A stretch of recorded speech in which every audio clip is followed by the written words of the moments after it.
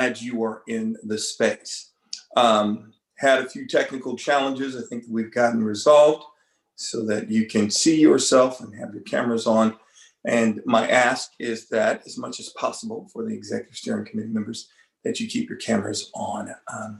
Amber, I will defer to you to kind of give us some overview for what we're going to do or how we're doing what we're going to do. And then I will introduce our work for today. So.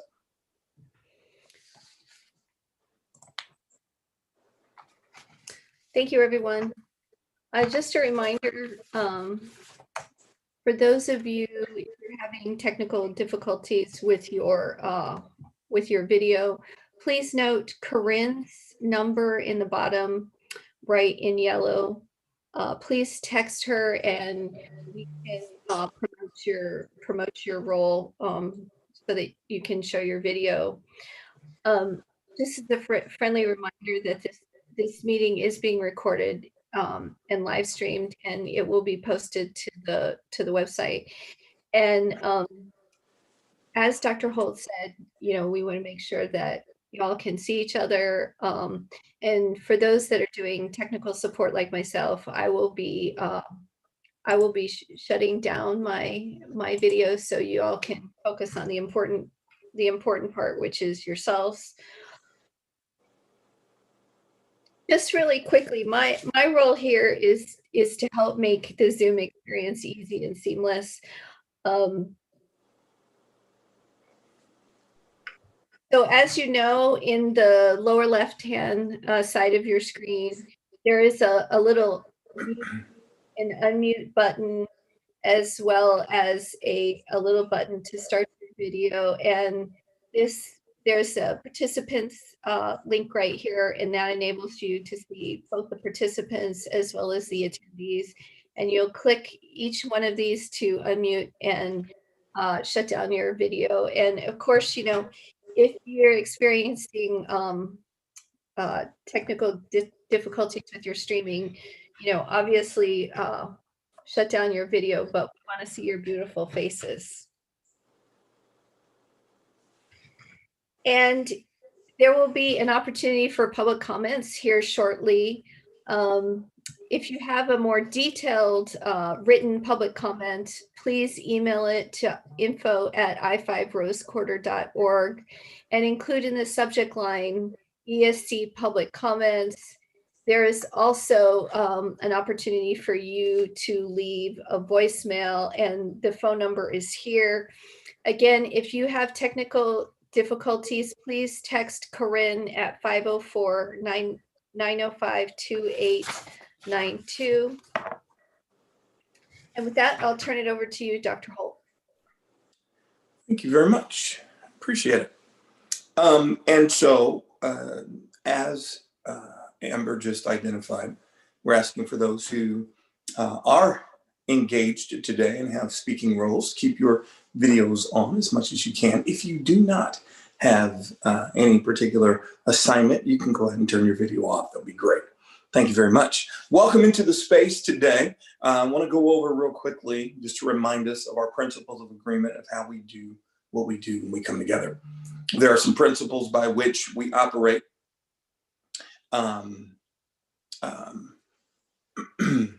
And very important for us to keep them in front of us. One is that your voice matters, that each of you who are Executive Steering Committee members, your voice, your suggestions, your ideas, your comments are significant for this work and how this work gets done.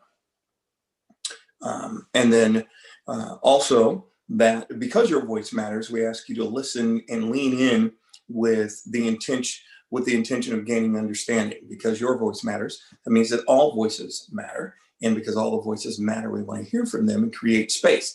And so there may be opportunities when one person has a lot to share, and I will kind of pare that back and pull that back a little bit so we can hear from others. Or it may be something, especially with today's agenda, it may be something that we will parking lot for a later time to circle back to. And I promise that what we parking lot we will come back to. So your voice matters. We listen with intent. And that means also the next one is we're going to experience some discomfort. There's a possibility as we're sharing, as we're talking, as we're passionately expressing, There may be, divergent perspectives. It's part of this work, and we'll experience some discomfort, but that's okay, because our next principle of agreement is we expect and accept non-closure. We're not going to settle everything today. We're not going to solve everything today. We're not going to resolve everything today, but we will work through the process. We didn't get here overnight, and so it's not going to be an overnight reality to get out of here. And so the next principle then is that you remain respectfully engaged. So that when we are, if we find ourselves in spaces where divergent ideas are happening, that you don't check out, but that you stay respectfully engaged, and that we understand the commitment is for the long haul. So in light of that, I appreciate your being present. And I know we've got some others that are going to be joining us and weighing in.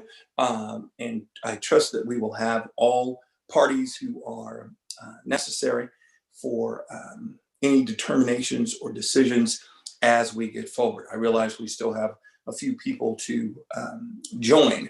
So hopefully everybody will be in real soon. In light of that, let me give an opportunity for our chair of this committee to open with comments. Chair Simpson. Thank you, Dr. Holt. And looks like our audience keeps continuing to grow. So looking forward to engaging in this dialogue with everybody here. I know today's conversation is obviously diving deeper into independent CAP. And I think one of the most intriguing things to this conversation is for folks to get an opportunity to meet the CMGC that was awarded the work for this. I personally think it's a transformative effort in which not only CMGC is something different that ODOT has probably only done, I think, one other time down in Eugene, but really believe that it's a new way in which we can really ensure that we're getting the outcomes people and the community, most importantly, are looking for as it pertains to public spending on big infrastructure projects. And so getting a partner like them on board early so we can scope and assess and get through the project planning elements is going to be super important, given the fact that this is such a high profile project and there are a lot of opinions and concerns, just the way in which ODOT has functioned historically in this community. And obviously the inception of this highway and its history, I think is going to be super valuable by having an organization like this joint venture team that's going to help us get to our end game, which is a successful outcome and yielding real opportunities, and hopefully this project being a conduit to what other people have referred to as restorative justice, or things that could address the historical wrongs that public agencies have imposed on historically Black communities as an end game and result to show how we can do things obviously differently in the 21st century. And so even though we want to obviously acknowledge the history that's gotten us here today that make these big public projects so important and so high profile, I would hope that people understand that we can entertain problems or we can continue to move forward and build more solutions. And I think that's one of the main themes that I want to focus on is how do we build the future that we're going to be proud of. Everything that happened yesterday or over the weekend or last week or last month, those are already set in stone. Those are already written in the book. And so how do we continue to build on things going forward as we're here today, December 14th, 2020. Thankfully, almost done with this year, but doesn't even guarantee that 2021 is going to be any better, but hopefully it is. So we'll all keep our fingers crossed. But I appreciate everybody taking the time to be here and engage in this important dialogue, and most importantly, this very important project. And hopefully success becomes a baseline in terms of how big infrastructure projects work in this country. And this project and all of our stakeholders become, pioneers of how we actually spend public resources and yield positive outcomes downstream for our future generations. So looking forward to the conversation today. Thank you, Doctor. Thank you, Chair. We appreciate your comment, and thanks for everybody being in the space today. Let me run through our agenda and cover what we are going to do today. Our welcome we've just covered. We're going to go to a public comment in just a moment. From there, we will have our director's update, and then we're going to really lean in on our independent highway cover assessment. And we're going to spend significant time listening and having some moments to interact, respond, and engage around that. We will have a break during that period, just to give everybody an opportunity to step away from the camera, do whatever you may need to do, and come back. And then we will transition at the end of that to go to the public survey results, also very significant. And so today's meeting is full. And I know there's some discussions that are looming that are significant and important. Just want to highlight this is what our concentration is and what we want to work through. So I'm glad you're here and ready to lean in. And so I'm going to divert to Erica, have Erica take us through our role. And then Erica, you can give it back to Amber for public comment. Indeed. Thank you all for joining us today for this important work and bringing your authentic selves. I'm just going to ask you to acknowledge your presence by a simple here or present and test your microphone in that way. No long comments, because I'm sure you're going to dive right into this conversation. So again, I'll start with Leah Horner. Present. Thank you. Mr. Nate McCoy. Present. Great. Glad to have you here. Brendan Fenn. Good afternoon. Here. Hola. Thanks for joining, Brendan. Mr. Robert Camrillo. Here. Thank you. Julia Brim Edwards. Here, and I need to note that I have an executive session for public schools at 5 o'clock, so I'm going to have to sign out a half an hour early. Apologies. No worries. Thank you. I appreciate you for letting us know. Bryson Davis. I'm here. All right. Marlon Holmes. Afternoon, everyone. Hey there, Marlon. Dr. Ebony Amato. Present. Miss Jana Jarvis. I'm here, present. Good to have you. President Peterson. Here, thank you. Because I can't see everyone on my screen. Chair Simpson, I know we saw you earlier. We'll acknowledge you.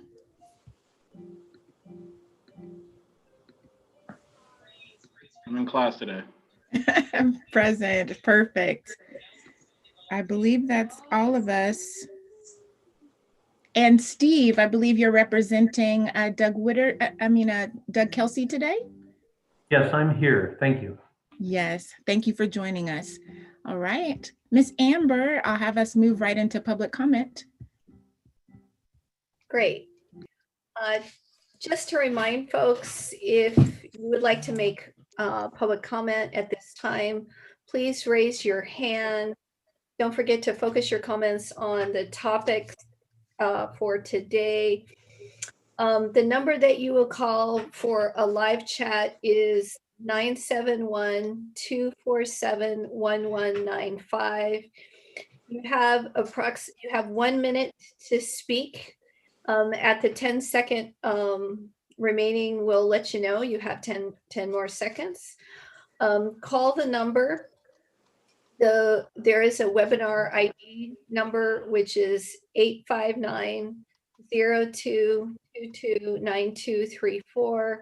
The passcode is 254613. And if you're calling into the number, press *9 to raise your hand. And then Natalie will invite you to speak, and then press *6 to unmute yourself.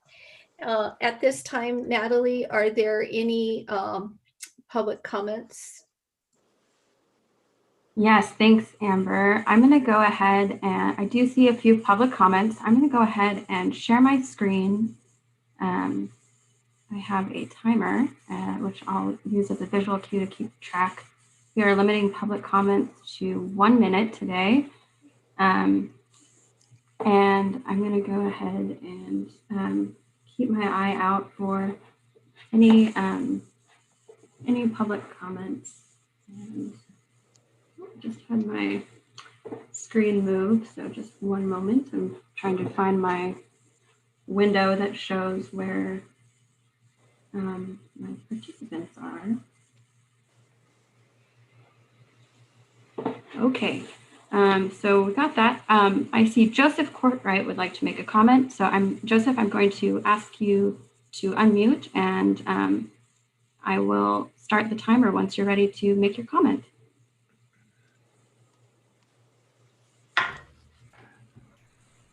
I don't know if you can hear me or not.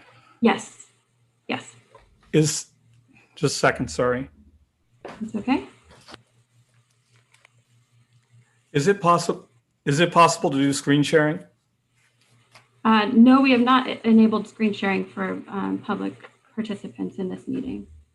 Well, that's unfortunate because I have some visuals, but I will submit them. I hope in the future you'll make it possible for everybody to participate on an equal basis.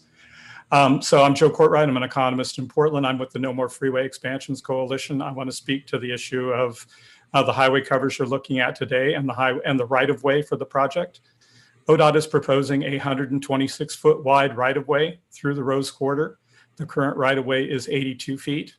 It says that it only needs to accommodate 2 additional lanes. 4 lanes are there presently. 2 additional lanes would require a maximum of 96 feet. So this project has essentially 3 times wider widening, going from 82 feet to 126 feet than it needs to accommodate 2 additional lanes.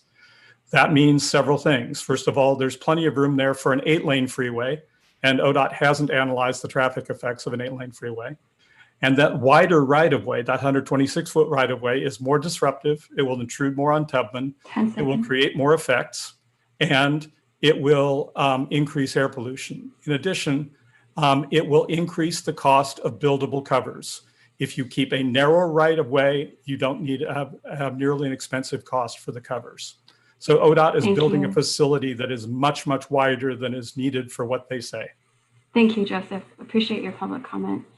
I'm going to go ahead and move on to the other public comment that we have. It is on it's a phone number that is ending in 4524. I'm going to go ahead and ask you to unmute yourself and provide your public comment, and I will begin the timer. So you should be able to dial *6 to unmute yourself and provide your comment.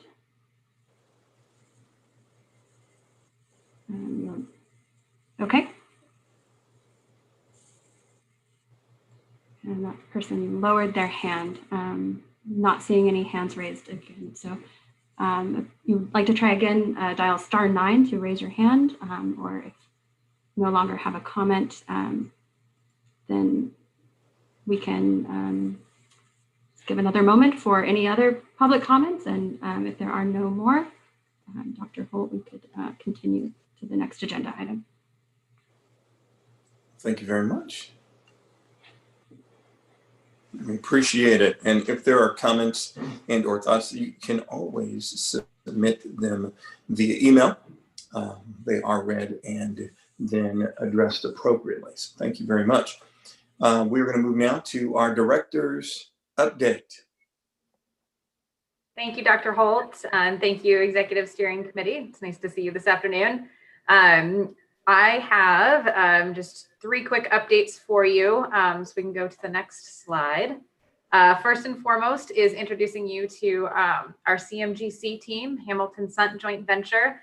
As you heard Chair Simpson say, this is an exciting partner to be adding to our team as we work to design and build the project. A critical partner moving forward, really as we design and take the design concept to reality. That design concept that we're moving forward, includes kind of 4 key scope areas. That's the I-5 mainline improvements, so the auxiliary lanes and the shoulders that provide space not just for vehicles to pull out of the way of traffic, but potential for bus on shoulder use in the future as well.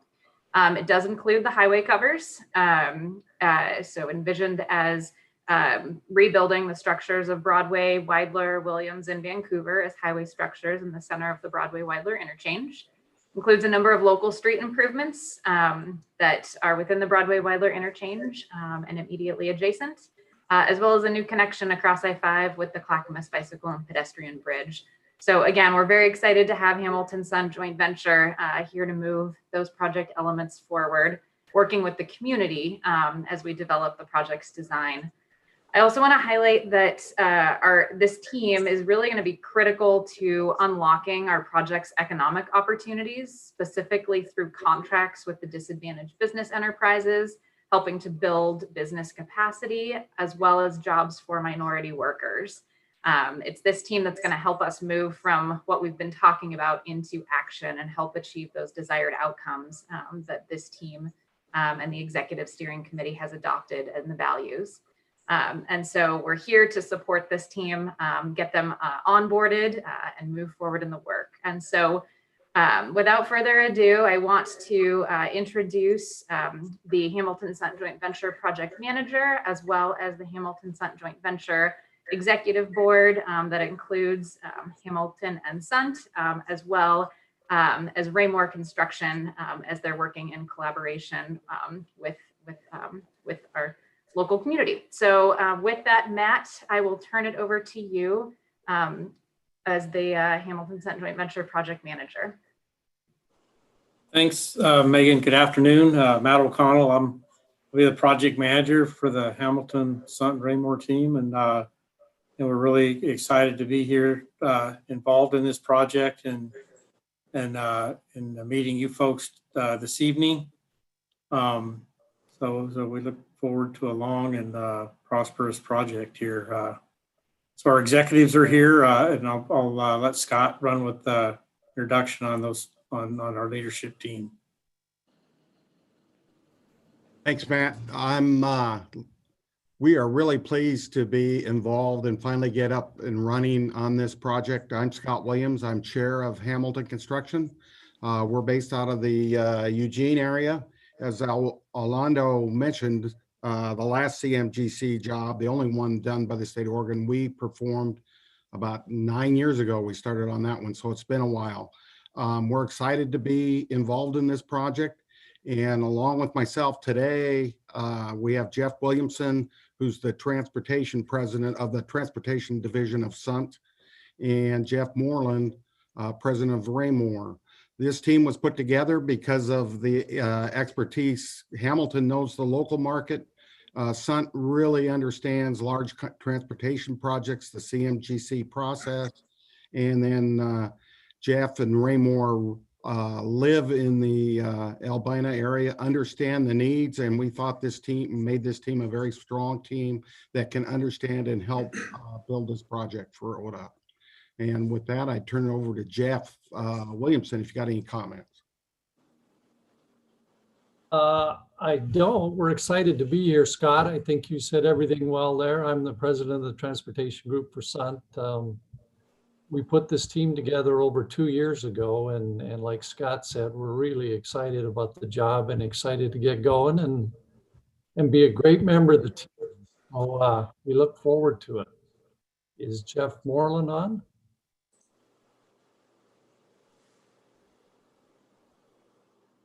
He just appeared out of nowhere.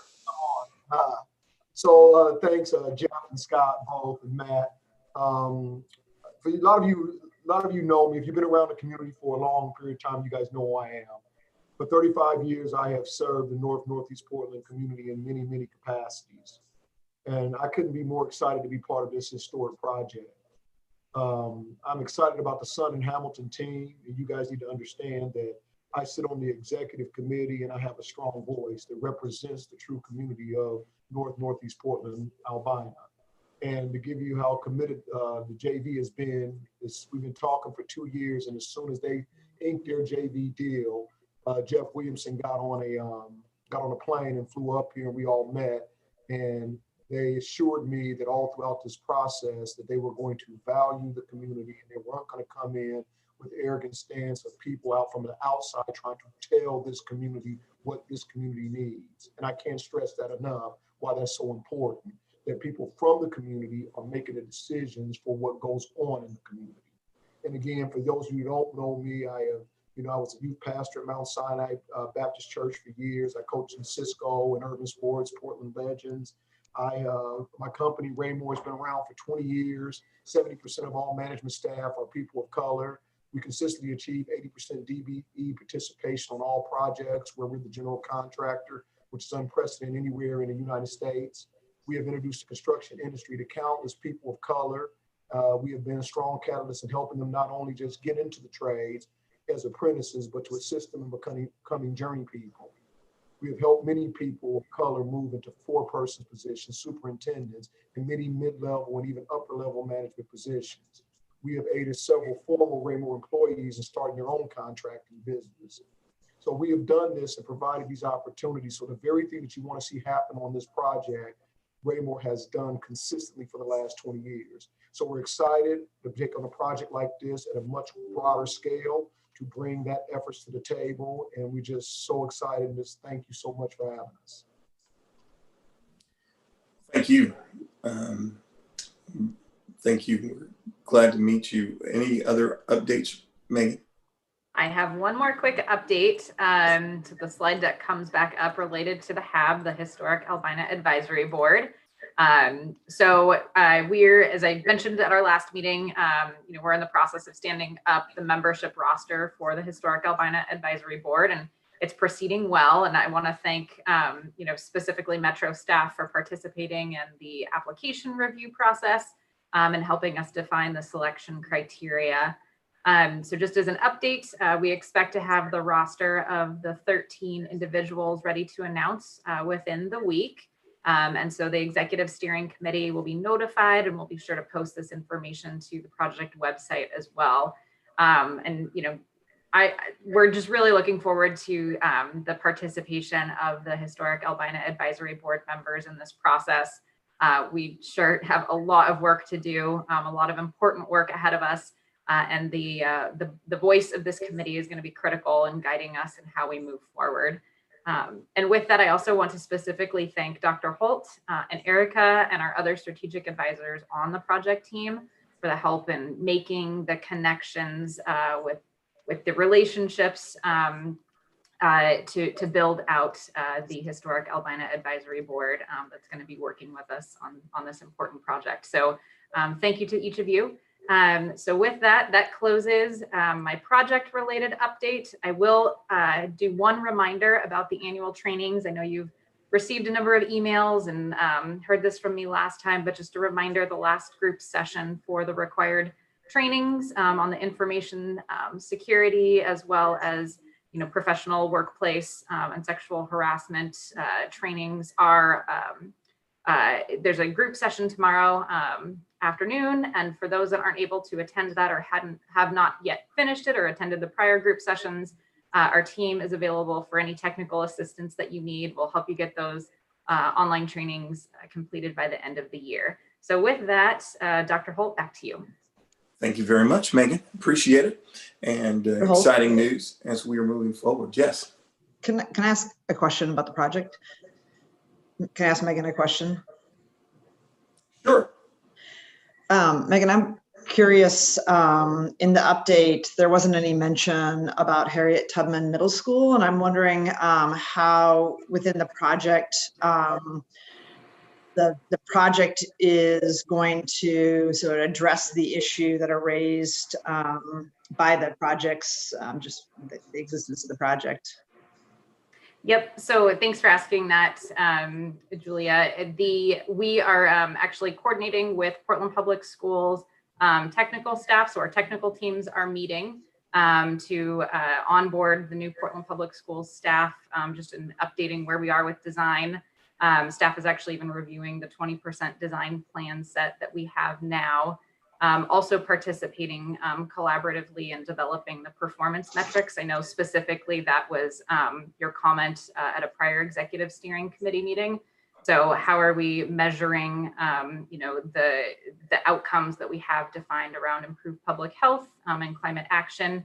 And so in collaboration with Portland Public Schools staff, the team is working on those metrics. And my understanding is that at a meeting in the new year, we'll be coming back to the executive steering committee to share those metrics with you to confirm that we're on the right track as we measure those elements towards the outcomes. Okay, thank you. Mm-hmm. Excellent. We are going to move forward in our agenda, and we're going to talk about the independent highway cover assessment. Let me tee it up by encouraging us to do two things. One is to capture your questions, your thoughts, your notes as we're going through the presentation. It is replete. It is full of great information, and there's going to be a significant opportunity to dialogue. So I want to make sure you're capturing your thoughts. And with that stated, let me put it in the hands of Nolan Leinart. Good afternoon, everybody. Good to be back with you again. I am going to try to share my screen. I may need special privileges, so we'll give a moment for that. In the meantime, I would like to just launch into one major introduction that I have. I will be facilitating this meeting today, and then going forward, we have a new member of our team. The facilitation role that has been being played by Sam Imperati so well over the last 3 meetings. Going forward on our team, that role will be played by Gina Woolley. So this is her first meeting. I've offered to allow her to sit through one and see how it goes before she starts to help do the facilitation process for us in subsequent meetings. But you will see more of her face, and I know that many of you already know her and her great work in this community. So let's see, jumping forward to the slideshow. Okay, can everybody see that screen okay? Great, okay. So we have quite a lot of time with you today. We really appreciate Dr. Holt and everybody involved in getting us a longer meeting, which will allow for a lot more robust discussion. It allows for a little longer time for the facilitation needs assessment wrap-up that we had hoped to talk with you about in November, and that I sent an email to you about last week. We will still try to touch on those in a fairly brief way since you've had that material in your hands for a few weeks now. And we've talked about many of these topics at your previous meetings so that we can leave time for 2 new topics. First, the record review, which is our review of project materials that came before our effort. And then 2, a preview of the development assessment framework, which is a tool that the consultant team will be using to rank scenarios and their performance against metrics and criteria that serve the values of this project. So as usual, we want to just briefly remind everybody for the purpose of repetition and potential new participants in this meeting, the role of the ESC is really to direct the independent highway cover assessment work. The role of the HC3 is a staff coordinating committee that helps us in between the ESC meetings with regard to scope and the various activities that we're studying. And then finally, the role of our team is to provide independent analysis to this committee first and foremost, and to do community engagement to inform the community vision that our scenarios will be responsive to. And as far as a reminder of where we are in our process, we are still here in between the red dot, which was our ESC introduction to you in September, and work session 1, which we now think will be happening in mid-February. And that will be our opportunity to really engage the community, the HAB committee, as well as the ESC on that vision and confirmation of our assessment framework for evaluation against scenarios to follow. So as noted, we're going to spend some time on the facilitation needs assessment. And as just a reminder, this is what we call task 3.1, the facilitation needs assessment. And it is really a roadmap for our process, particularly the public engagement aspects of the process, but really pertaining to our relationship with your committee, our relationship with the coordinating committee, and our relationship to a wide range of stakeholders in this process. It documents our independence and a number of other important aspects of our work. And so today what we have is a focus and a clarification on the remaining questions. We've dealt with many of them, as I said, with you in previous meetings in our one-on-one topics. And then at the end, we have rolled the update on our community engagement activities into the end of this section. We are committed on ongoing reporting with regard to our independence in this process, and we really encourage engagement with you so that we can improve the process along the way. And so we'll be checking in with you each time we meet with you about how it's going. I'm going to skip, since I just sort of talked about the purpose of the facilitation needs assessment. In the interest of time, I'll jump over that. But here are the remaining topics. As noted in the email to you last week, we have presented a definition of community. We have indicated some expectations around restorative justice. Those are recommendations that we've made to you. If there are strong feelings about those or a need to dive into them, I think we can, but we've assumed that we can really focus on those items that we need you to vote on, make a decision on, or provide us with specific direction on today. So that definition of independence, I will just read it very quickly because it is a charter amendment that we're proposing. And we propose that the ESC add the following language to the ESC charter. The ESC directs the Independent Highway Cover Assessment Consultant Team in assessing the highway cover design and creating the highway cover design scenarios to be recommended to the OTC for direction and approval.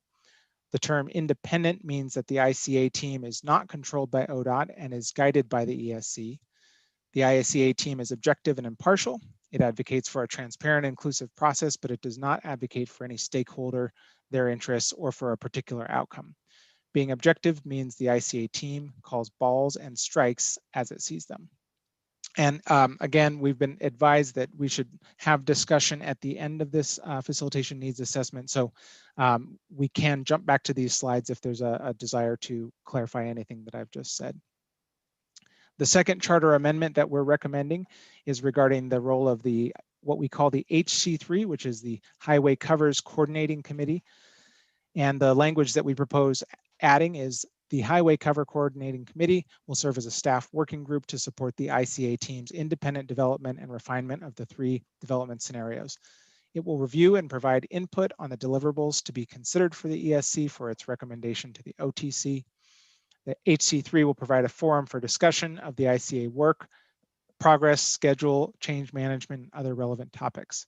It will also provide meaningful feedback to the ICA team on the cover process and how information is communicated and fits into the overall I-5 Rose Quarter process. The HC3 with representatives from ODOT, Metro, and PPS, and information made available to the city, county, and Albina Vision Trust. The ESC and HAB facilitators, along with members of the owner's rep team, will participate for coordination purposes only. So that's that charter amendment proposal. And then finally, we presented a proposal for adding HC3 membership. We discussed this with you in October, and we got the thumbs up that this is a good idea. And so we've put together an outline of what that proposal might look like, putting the final decision in the hands of the ESC, but that our team would work to identify criteria, which we have on the next slide and we'll share with you, that we would have representatives from the ESC selected by the ESC, probably in the next ESC meeting in January, and then representatives or a representative or representatives from the HAB would be selected by the HAB when that committee stood up. And then finally, representatives from the community at large who have technical experience and or insights that are representative of the historic Albina community who would be selected by the ESC from leaders in the community. And these are the criteria that we are suggesting: connections to community and community organizations, experience with transportation policy and projects, experience with governance and finance, experience with community cohesion and community uplift, and experience with urban revitalization. The process that we would propose for this is that, as I noted, the ESC would appoint ESC members and community members to the HC3 committee during the January 2021 ESC meeting. The HAB would appoint and meet and appoint its own members. And then our team can present a list of candidates to the HC3 for preliminary briefing and review. And the HC3 can vet those community candidates and then present them for your approval. And either the HC3, our consultant team, or some mix of the two can contact potential candidates to confirm interest. So I might, well, I'll hit this last topic as well. And this is, as mentioned, the preview of our process for community outreach. We know that there's a real interest in prioritizing the voices of the historic Albina community with an emphasis on members of the Black community who have been impacted by public projects in the past. And so what this diagram is really showing is that there are 5 groups, and we're really identifying participants for our community workshops from these groups to make sure that we really get good representation from the groups and voices that we want to elevate the most. So Group A, B, and C are businesses, nonprofit organizations, schools, churches, and residents of the Albina community today. So people who are living and working in this area.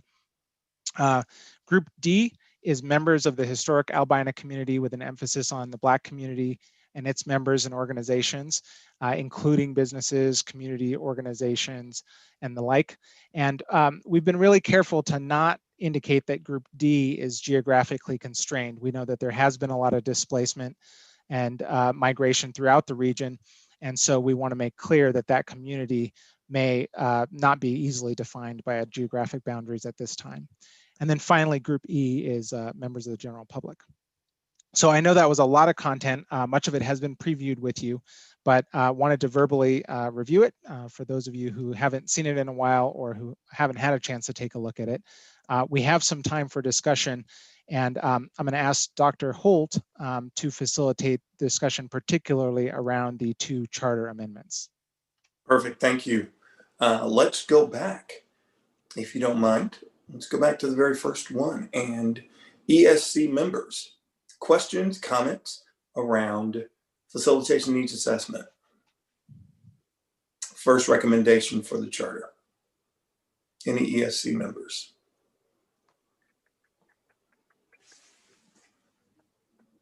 Don't everybody speak at the same time. Yes, President Peterson. I think Bryson was raising his hand. Sorry. Oh, I didn't see Bryson. Sorry. Bryson.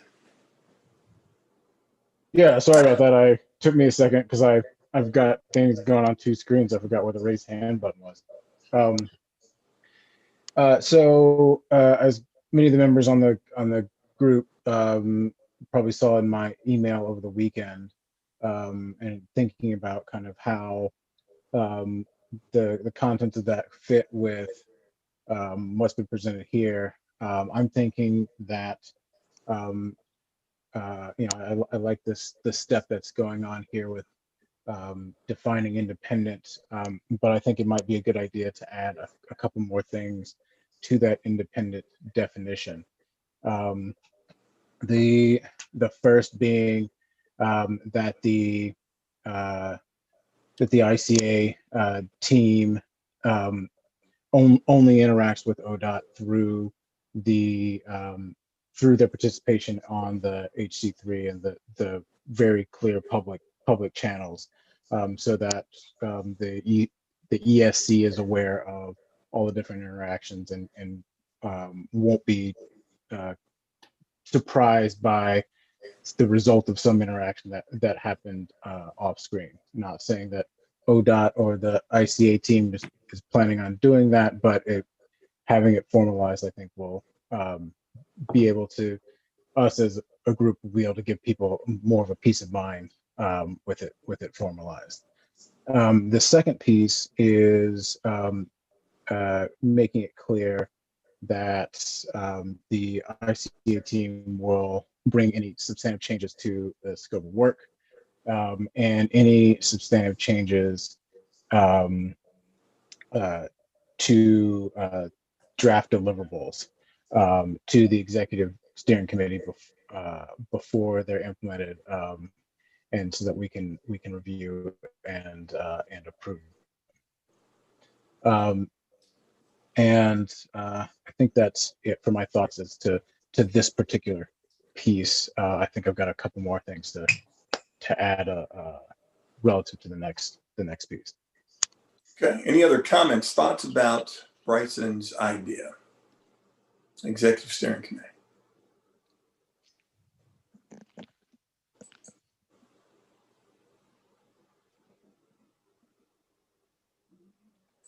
Yes, excuse me, Nate McCoy. At Bryson, I did see your email, and I thought that there was definitely some merits to it. I guess I just wanted to kind of unpackage it, and glad you brought it into the space to just figure out, I guess, what's the end goal and end game? Because, you know, many people are busy, and to kind of have more subcommittee assignments on top of everybody else's plates. I think I just want to make sure that I understand the intentionality and kind of what we see the end outcome. Certainly alignment seems to be obviously part of it, but I guess, can you unpackage it to tell us more or less what you see from your observation on that dynamic, and, you know, and what we get for that, and how that kind of guides this work for us moving forward? Yeah, so I mean, I think the end goal is kind of the same thing as what's being addressed here in these charter amendments, which is to be able to present a process structure that when various members of the community, various people who might have issues with the project as a whole, or with any decisions that we make, or have created friction along the way, and many of whom whose work have brought us to this process as it stands, but giving them some reassurance that we as an ESC are both have the control over where things are going with the ICA team, are fully aware of all of the different components that are going into the assessment, and we are making decisions that we make based on with both eyes open and a clear view of all the details of everything that's being done. And we can say that we made the decision on its own merits, and that it wasn't, you know, unduly influenced by ODOT, or there was a piece of it that was done in some smoke-filled back room. It was, we were aware of all the information, all the components, and all the parameters that were evaluated. Perfect. So, based in the first statement, ESC, how would you like to handle this? Would you like to vote on this moment? Do you want to process the additions made and then make a determination at the next meeting? Real quick, Chair, Facilitator Holt, wanted to check, you know, because I appreciate what Bryson just said, but I actually wanted to see if ODOT would have a chance to respond and kind of let us know if that's kind of in the game plan, kind of to address, you know, committee member Davis's concern, and just making sure that ODOT is headed that direction or not, so that we just have a sense of some resolution on that matter. Absolutely. Brendan.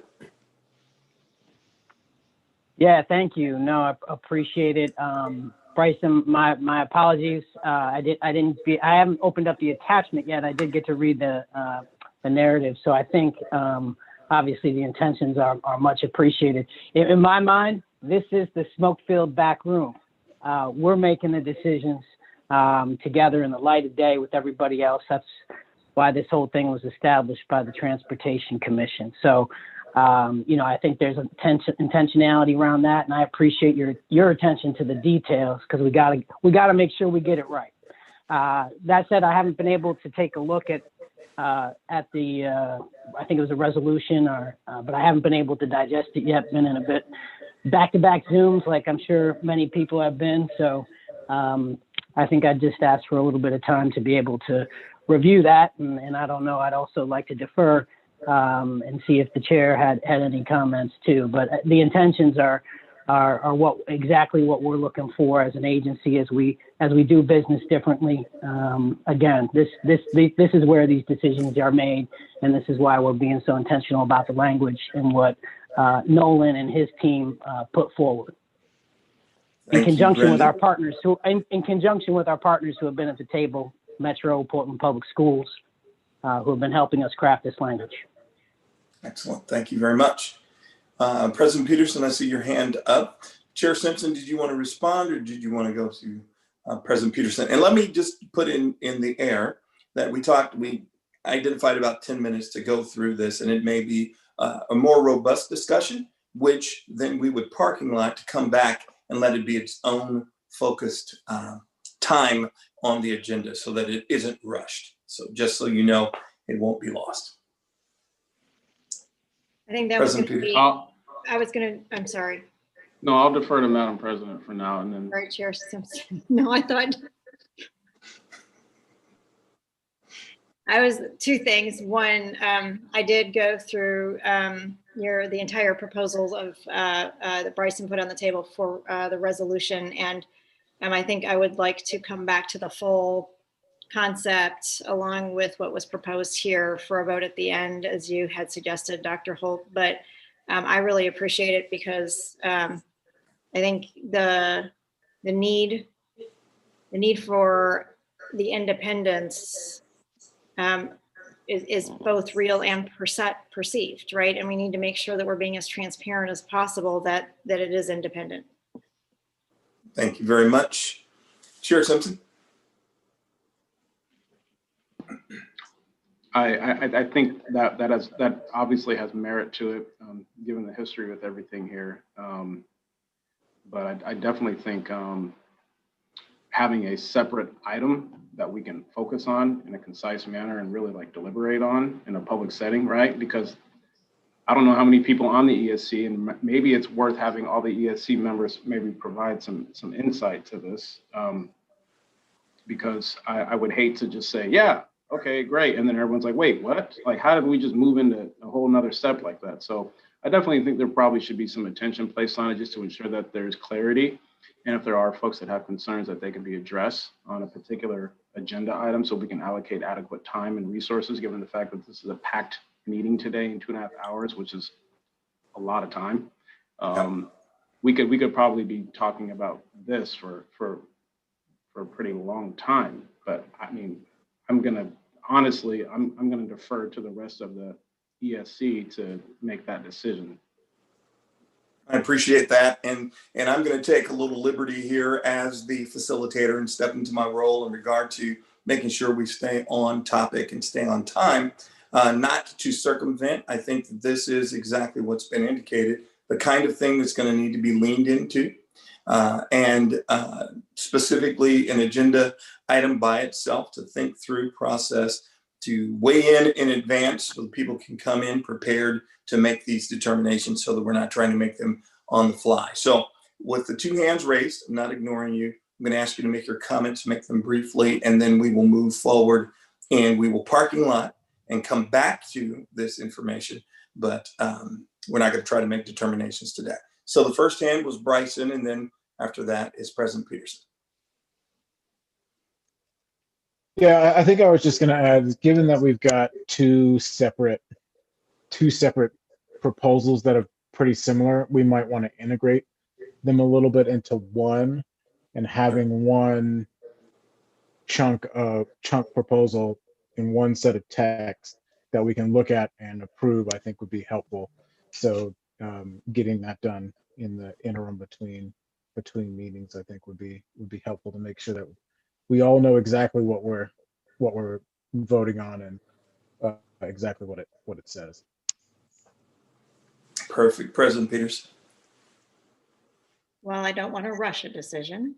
I also want to point out that the independent analysis is right now on work, and I'll look at Nolan, to be done in June. So the longer we wait to make a decision about how involved we are in this independent analysis, being independent, the quicker the time flies by, and suddenly we have an independent analysis that we have not made sure that we have provided the appropriate level of oversight, in my opinion. So, January, fine, because I don't think we're meeting again, but that leaves very little time for us to have any input on the outcomes, and making sure that it's protected and we have the ownership over it. So just want to highlight that. Thank you, President Peterson. I appreciate it. And let me add, we can always, and this is entirely up to the group, let me just put it in the air, not that we make a determination around this. Something I've offered or suggested early on was extending our meetings, and then secondly, meeting more frequently. And so if necessary, and the ESC sees value in it, we could always meet early to work on this. So back to you, Noah. Thank you. And we look forward to following up on these, because I totally agree that they are connected. And many of the things that Bryson mentioned in the independence are intended to be addressed by the HC3 role. So it may be that they're both, there's another proposal where we can clarify how those two relate to one another. And sorry, Dr. Holt, I put my hand up. Sorry, Nolan, don't mean to interrupt. But just to kind of get at this, the transparency piece and oversight, there is the Highway Cover Coordinating Committee that meets every week. I think if there's members of the ESC that are interested in participating in that meeting, I know Portland Public Schools and Metro are already on it. I think that's a good way to kind of see what's happening a little bit more on the technical side behind the scenes with Nolan and his team, and giving folks a good sense or an opportunity to see more of that independence and how they work in that regard. And as far as the agency's involvement, because I know that's a bit of the concern here. We want to make sure that that's addressed. So real quick, Doctor, I'm just curious, because there are kind of a lot of, when I think about the structure of this and all the different organizations and committees, and it just keeps going and keeps going. Is everybody on the ESC aware of that like organizational chart? And then I think the next question from that is, does anybody have comments about that chart? Because I feel like we talked about that chart months ago. So if there's areas in there that people have concerns about in terms of that process and hierarchy, I hate using that term, but it's a pyramid, right? I guess that we also maybe address those as well if there are other areas. And so I will respond by saying that everyone has it, and it may be something that people need to review and examine. But if we're okay with moving forward in our conversation with this understanding that we're coming back specifically around these topics and to weigh in on them and make determinations around them, and the sooner the better. And some things can be communicated via email. We all understand no determinations or decisions can be made via email because public meeting laws, and to make sure that we're being very transparent and accountable to the public, but we can process and communicate regarding this work. So, excellent. So Dr. Holt, before we move forward, I wonder if the group would at least feel comfortable enough to give us the green light on this additional HC3 membership proposal. In part because it is intended to provide some of the transparency and the additional connections between the ESC, the HAB, and the community to the ICA work, but also because it is the end result of this is essentially that we would bring back a recommendation in January. So we would not be taking any action. We would just be advancing a proposal. And so if we can get at least a sense of the group that this is acceptable, that would allow us to roll this proposal into whatever language we come back on with regard to independence and the HC3. Thanks, role. Nolan, for mentioning that. Let me also identify that TriMet is already participating in the HC3 process. And so we do have representation, I believe, from some of the partners. So questions or comment from the Executive Steering Committee? Conceptual proposals to increase existing HC3 membership to include the following representatives or perspectives: a representative or representatives from the ESC selected by ESC for purposes of providing ICA oversight. Or to say it like this, would someone be, as invited by Brendan, someone be interested in saying, you know what, I'll step in and become a part of the HC3 while we then come back and revisit it. That way, for the next several weeks in meetings, the ESC has representation. So maybe I put it like that. Is there any ESC member who's just chomping at the bit to join the HC3?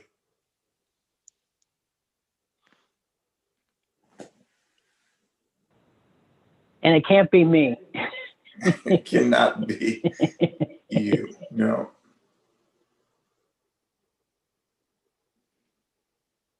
Yeah, I think, I mean, if people are going to raise their hands, they might as well start raising. I see Bryson Davis. I can't. I see Bryson Davis. Bryson, are you willing to do that? Well, I don't want to interrupt President Peterson. Did you have something to say? I was just going to say, I think it's more important for others other than the governmental agencies to be the liaisons, but I will be a default if no one has the time, because that is more time. So I understand. It is a significant commitment. But Bryson, I think you were. Yeah, and I was gonna say two things. One, I definitely like the proposal of adding the various members, and I would be able to fill that role if nobody Then else what we will do is we will come back to officially amend charter. We will officially vote on, work through, talk through. But in the meantime, Bryson will commit to being a part and then keeping the members of the ESC informed. So excellent, great discussion. Thanks, guys. Good work. Nolan, back to you. Okay, and then the last thing that we're hoping to get just a sense of alignment on is whether our community outreach categories make sense. If there are questions about this or concerns about it, let us know. Again, this is our roadmap. It's where we think we're going. There's an opportunity to give feedback now, and we will try to provide adjustments and opportunities for improvement over the course of the work. But this is a critical point before we've started reaching out. So look forward to hearing your thoughts.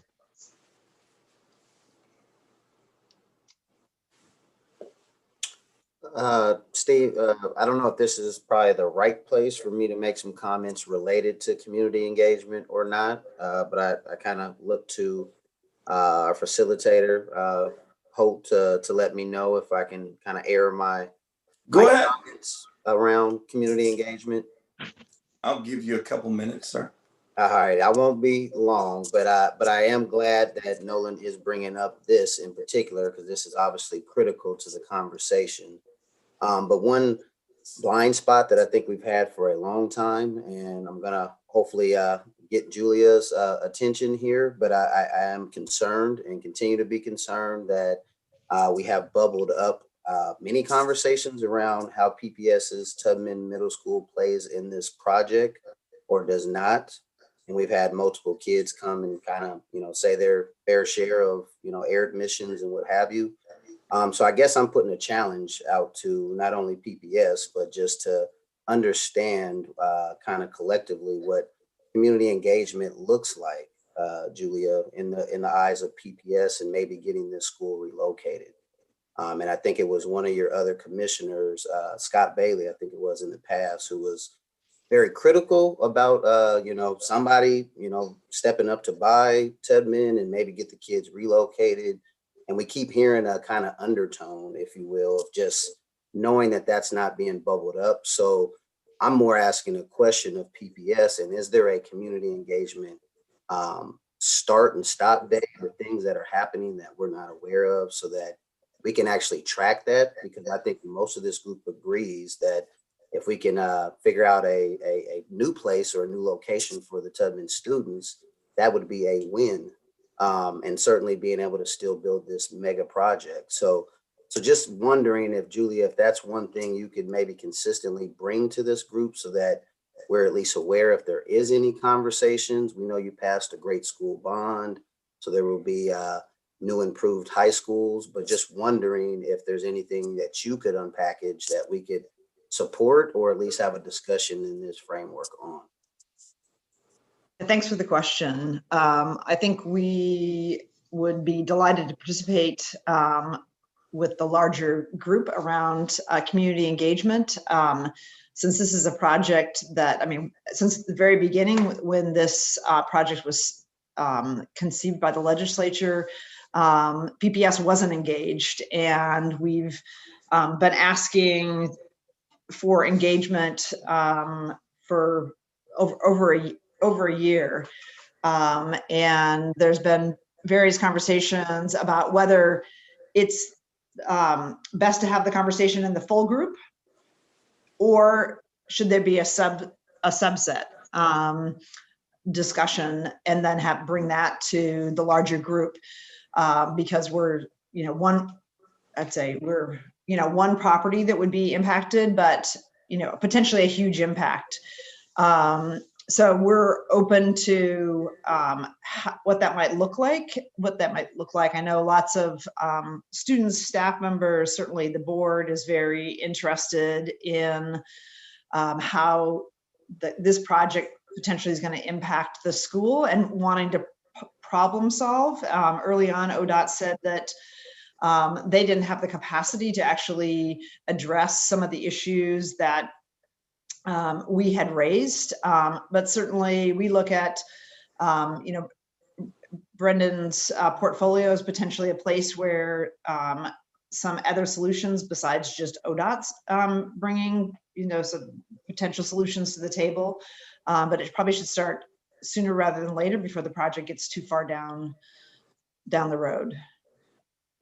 Well, thank you. And that is another excellent introduction that just illustrates the amount of work that is in front of us. And I know we can't capture everything in one meeting.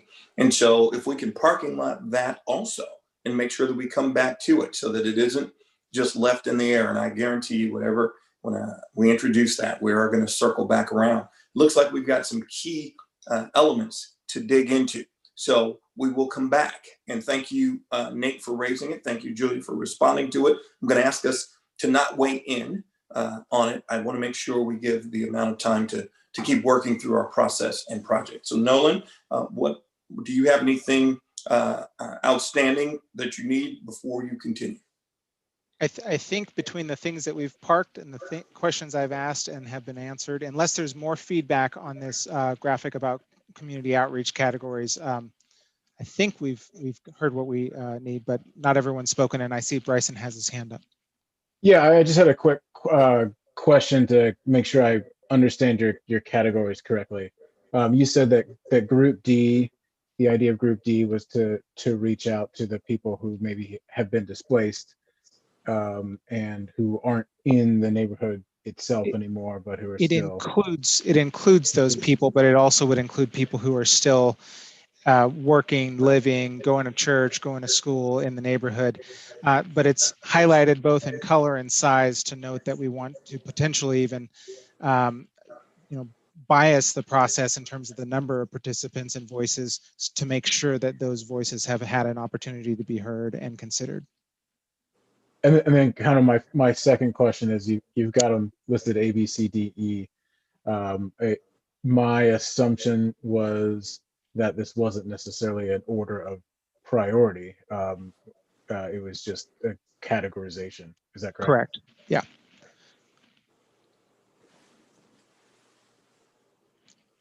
All right, Nolan. Okay. Right now we've got 40 minutes roughly. Okay, so Dr. Holt, we had talked about potentially taking a brief stand up and stretch break at the end of the facilitation needs assessment update. You are the facilitator, so you can decide if we still have time for that. I think we can keep rolling. I think we're okay.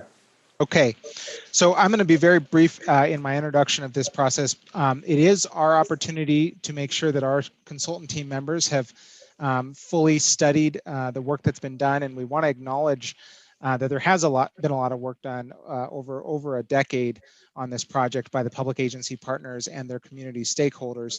And so our goal is to really acknowledge that work's been done, study it, and build upon it rather than start from scratch, understanding that a lot of important aspirations for this project and the areas around it have been articulated. So I'd like my colleague Charles Kelly to provide a little bit of context before we hand over to Kate White, who's been leading this record review from our consultant team.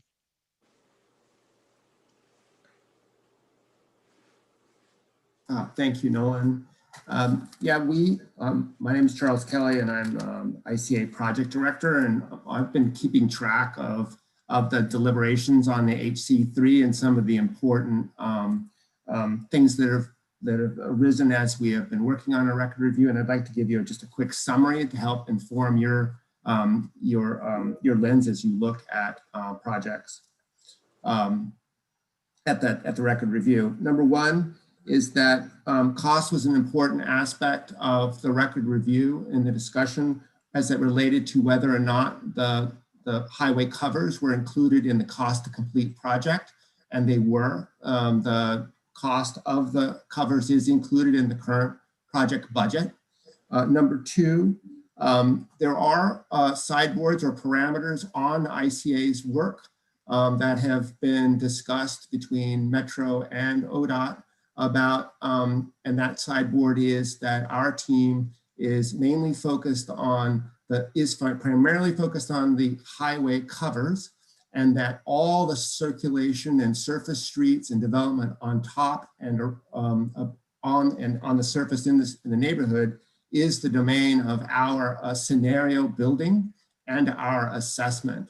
The main stem of the freeway, the main line, the number of lanes, the widths of those lanes are not the domain of the ICA.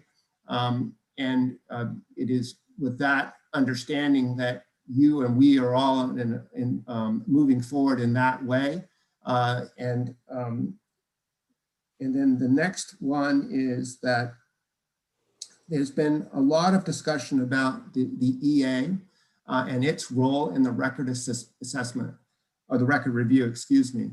And we have looked at the record review, through the record review at the EA in a forward-looking way. We've looked at the EA from the standpoint of what community partners have said on the record about the review, what is missing, and what we need to take forward as an outcome on the project to include in scenarios that can be a part of your recommendation to the OTC. We're not recommending that you amend it now. It's really in the past. It's only now that we're moving forward to find out how we can make the project stronger. So that's my update from the project team. I hope that clarifies your view or understanding of the record review. Okay, so Kate. Thank you, Charles, and thank you, Nolan. Hopefully that Charles touched on some of the questions that came up last month when I was here before you, but lovely to see everyone. Hello, Chair Simpson and members of the ESC. Very pleased to be back and continue our review of the record review that we have conducted. I understand you received the actual draft record review in your inbox at 1:07 from Dr. Holt. So I'm sure you haven't had a chance to read it all thoroughly yet, but that's why we wanted to do a quick overview and a high-level overview, continuing our conversation from last month. And then this is not the last time to discuss it. We will be back in January and we can continue going through it, but we wanted to cover some more sections of it today. So next slide. So again, the record review is really, the purpose of it is our first deliverable as the independent cover assessment group. And it is really looking at how we can create it's really looking at a shared document for project understanding. So everybody's sort of on the same page. As Charles mentioned, this is something, a project, the I-5 and the covers have been discussed for many, many years. So we tried to do just a summary of everything over the last several years that has been studied and said about the project, and that's what the record review represents. I'll go to the next slide. And a little bit more about the context. You can go to the next slide. Yeah, thank you. So a little bit more of the context. I think I may have shared this last month, but basically we're still very at the beginning of the independent cover assessment. We're just in phase 1, which is really the listening, assessing, And we have reviewed a very wide range of documents, I mean, dozens of documents and the public record. You can see in red here on the left, the Rose Quarter Improvement project documents. We've read the environmental, we've read the public record, and all of this is this record review is leading up to the first round of workshops, work sessions in February.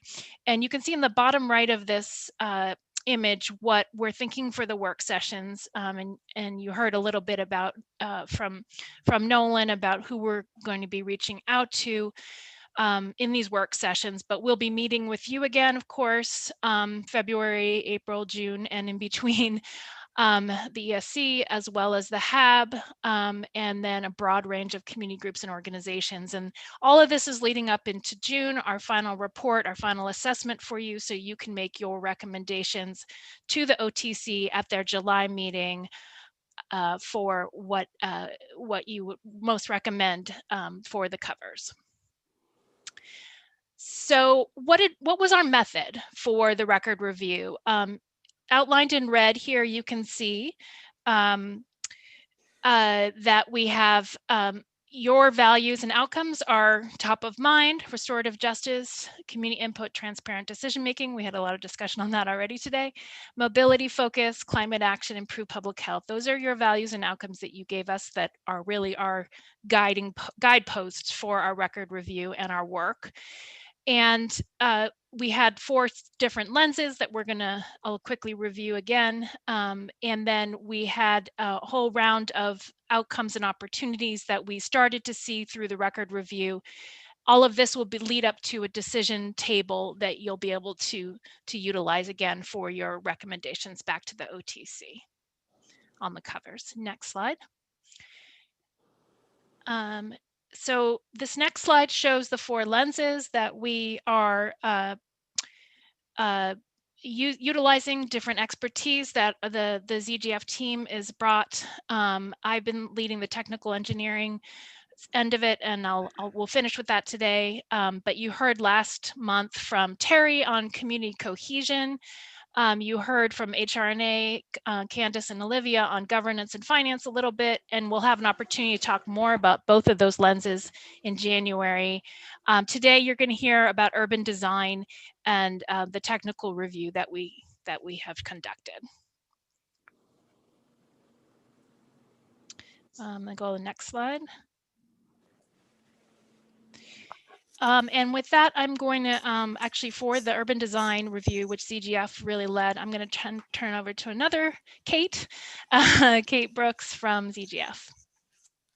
Great, thanks. Can you guys hear me? Yep. Yes. Okay, great.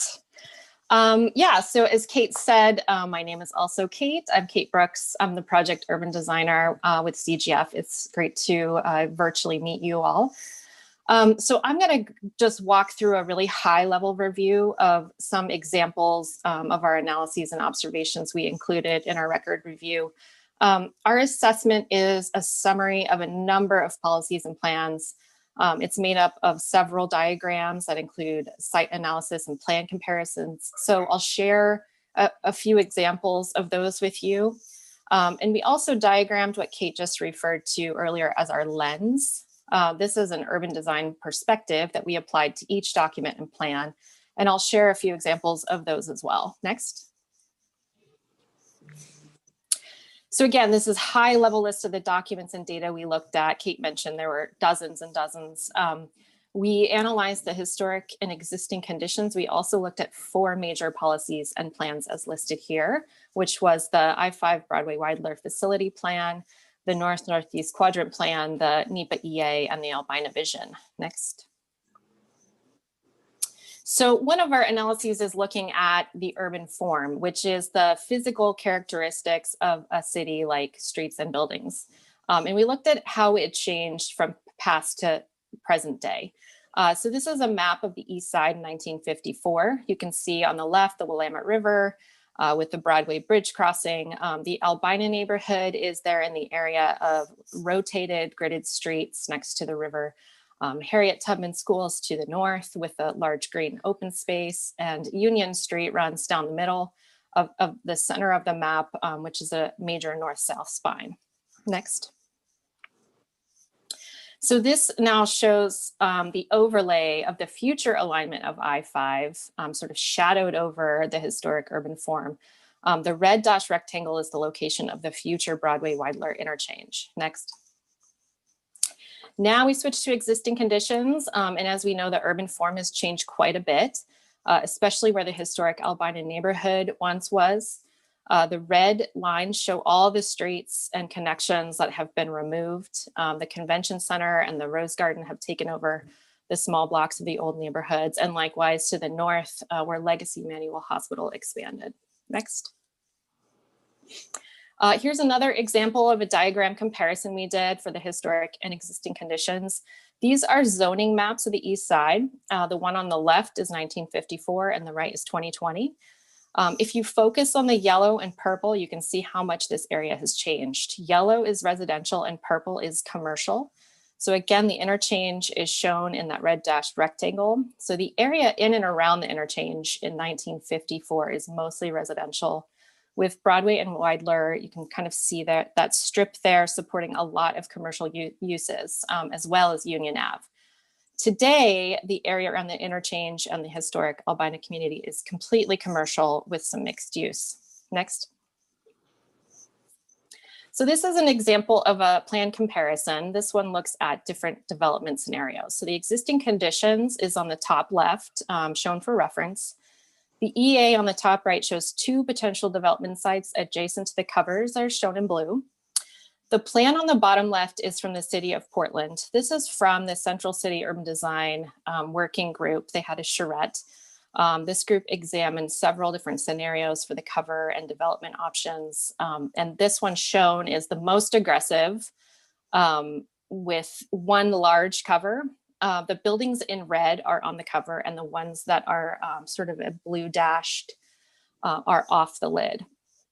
The Albina vision is the plan on the lower right, and this is by far the most development shown with, again, red on top of a large lid and blue dashed off the lid. Next. So as I mentioned, we did our analyses and assessed the plans and policies, and then we applied our urban design lens. We used 5 principles to apply our observations to the plans, and those are here as listed: continuity, connectivity, character and identity, vitality, and resilience. Next. So I'm going to walk you through these urban design terms quickly. Number 1, elements that create continuity and urban design are things like streets and circulation, the built form, including building pattern, scale, and massing, landscape elements like tree pattern and enclosure. Number 2, connectivity is simply the structure of the street network. So connections of street types like local streets to main streets. Number 3 is character and identity, which can include physical characteristics, natural characteristics, socio-cultural characteristics of a particular neighborhood. Number 4, vitality is really looking at the economic potentials and activity and liveliness. So this includes thriving local businesses and vibrant street life. And urban resilience, number 5, this is a really big topic. And the easiest way to explain this as it applies to our review is looking at the health of the community, both in human and ecological systems. So we consider elements like the mix and diversity of uses in building types and public spaces, prioritizing walking as a preferred mode of travel, integrated natural systems like removing impervious surfaces to allow for infiltration, a community that supports transit, and a place that is community focused. So thinking about ways to enhance and create strong, vibrant places, which are a significant component of that community. Next. So with that, I'm going to walk you through a few examples. This is our lens principle applied to the historic conditions. The elements on the plan that are in color reference the principles to the left. So you can see some buildings outlined in blue, some streets outlined in blue. There's some blue dashed lines and some green. I'll just choose a few. The Albina neighborhood in that lower left has small blocks and a well-connected street network. So, and likewise has similar scaled buildings. It has a mature tree canopy, and the street grid provides a continuous streetscape. So 1 and 2 are applied in this area. If you remember from the zoning map, Broadway and Weidler had mostly commercial land uses, and this area was filled with businesses and places for people to gather. And this really added to the character and identity and the vitality of the neighborhoods. You can see 3 and 4 in that location. Next. So another example is the lens applied to the EA. This is a very different landscape than the historic plan. So the principles are applied in the context of the now existing conditions. So the EA is showing 2 new connections over I-5 at the Hancock-Dixon crossing on the north, and the Clackamas pedestrian crossing on the south. So this is more than what's there currently, but of course far less than what was there historically. The covers in the EA plan also provide a lot more green and open space than there is currently. These open spaces can provide the community access to green and natural environments. They can reduce pervious surfaces and runoff. So this relates to resilience, or number 5. And depending on how they're programmed, they could also add to the character and identity of the neighborhoods. You can see a 3 there. So with that, next, we'd like to open this up for discussion, and we have a few questions for you. So I'm going to hand it back to Nolan, and he can facilitate that. Thank you, Kate. So the questions for all of you are, do these observations resonate with you? Do they make sense? They are a sort of collection of the observations that we made upon reviewing the previous project documents, some of the relevant planning from public agencies and community groups, as well as just our own good sense about urban design. But part of why we present this to you is to hear if we missed anything, or if there are observations that you heard that you particularly think are important and want to make sure that we know that. We can use the hand raise feature if you'd like.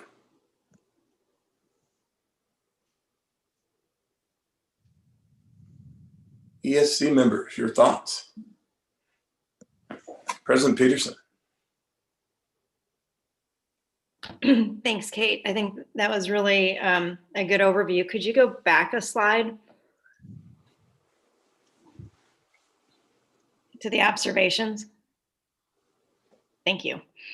I feel like a lot of this resonated with me in terms of when we go back to the original, before I-5 and then now of some of the discontinuity. I guess my first question is just connectivity with a road structure is one thing, connectivity that's safe and usable by everybody is another thing. And so that's the first one. And then my second question is that while the first proposal for a lid, yes, did have more green space, I think there was an aha moment for me of that green space that was being created would look more like what's south of the Moda Center now and act more like what's south of the Moda Center now, which is not exactly a safe feeling of green space. It's a dead feeling. I mean, it's a literally created dead space. And when you walk through it, there's no feeling of safety whatsoever for individuals, right? So again, agree on the basic, but then when we get deeper into some of what had been proposed in the EA, where it was kind of missing the mark, what does green space mean?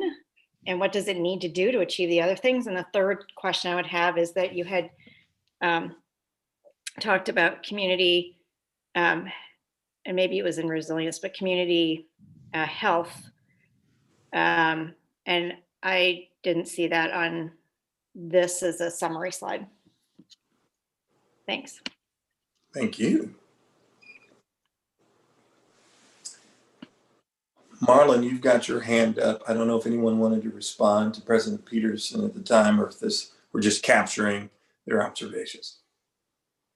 I wanted to see the Albina Vision Trust proposal again.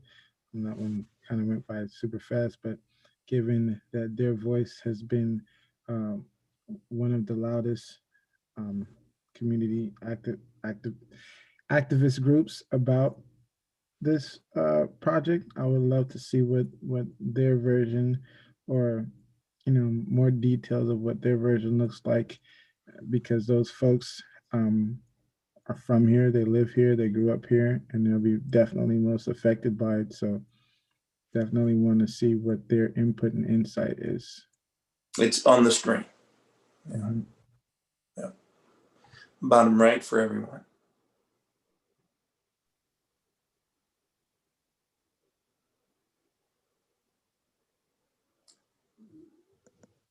Bryson, I see your hand. I'll get you in just a second. Any other comment, Marlon? No, thank you. That was absolutely. Bryson Davis. Yeah, I just had a quick question of thinking about from an urban design standpoint. Thinking about green space again in that connectivity concept, versus one of the things that I'm a little concerned about is green space, especially along the same path as a historical kind of dividing line, will still be seen as a dividing line.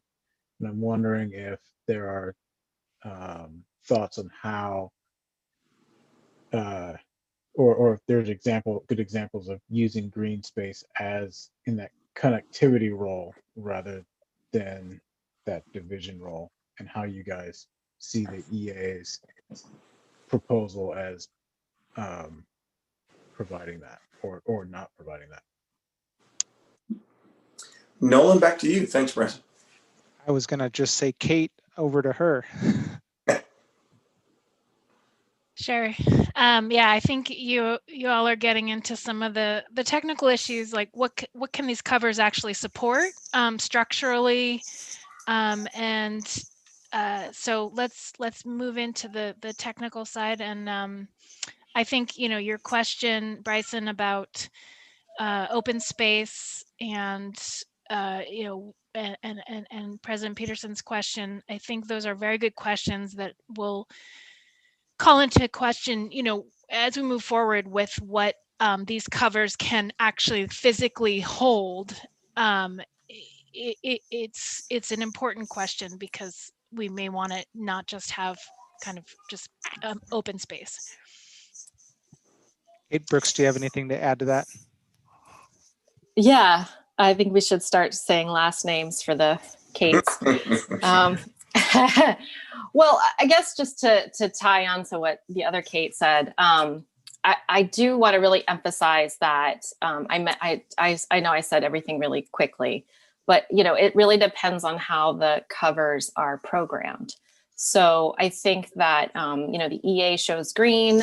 We don't know what that means yet. So I think that's really important as we move forward to think about that.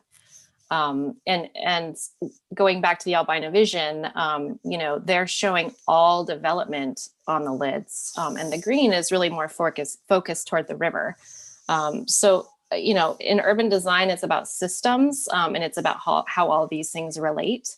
So I think these are all really good comments. And just back to President Peterson's comment about connectivity, I think it's really important to emphasize, I didn't say it, but I think it's really important to emphasize that connectivity is successful when it's clear and safe for pedestrians. So I just wanted to add that. Thank you very much. We're getting close to our timeline. So Jana, I see your hand. Thank you. I'm just wondering if it would be possible to send this slide out to those of us on the ESC. Only because my computer's little and I'm having trouble seeing it very clearly, and I would love to be able to print it off and look at it a little more clearly. So thank you. I second Absolutely. that. Absolutely. Absolutely. Our commitment is to get you everything you need so that decisions and determinations can be made from informed people. So, and it's a lot. It's a fire hydrant tonight, recognize it and appreciate you and your participation. Nolan, you've got a few more minutes. So in the interest of time, I want to jump back to Kate White, who will give a review of the technical engineering.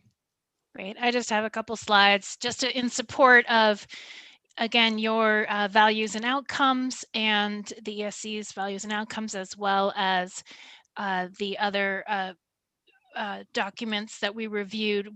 These are the things that we looked at from a technical perspective. How can we support community cohesion? A lot of the urban design goals that Kate Brooks articulated.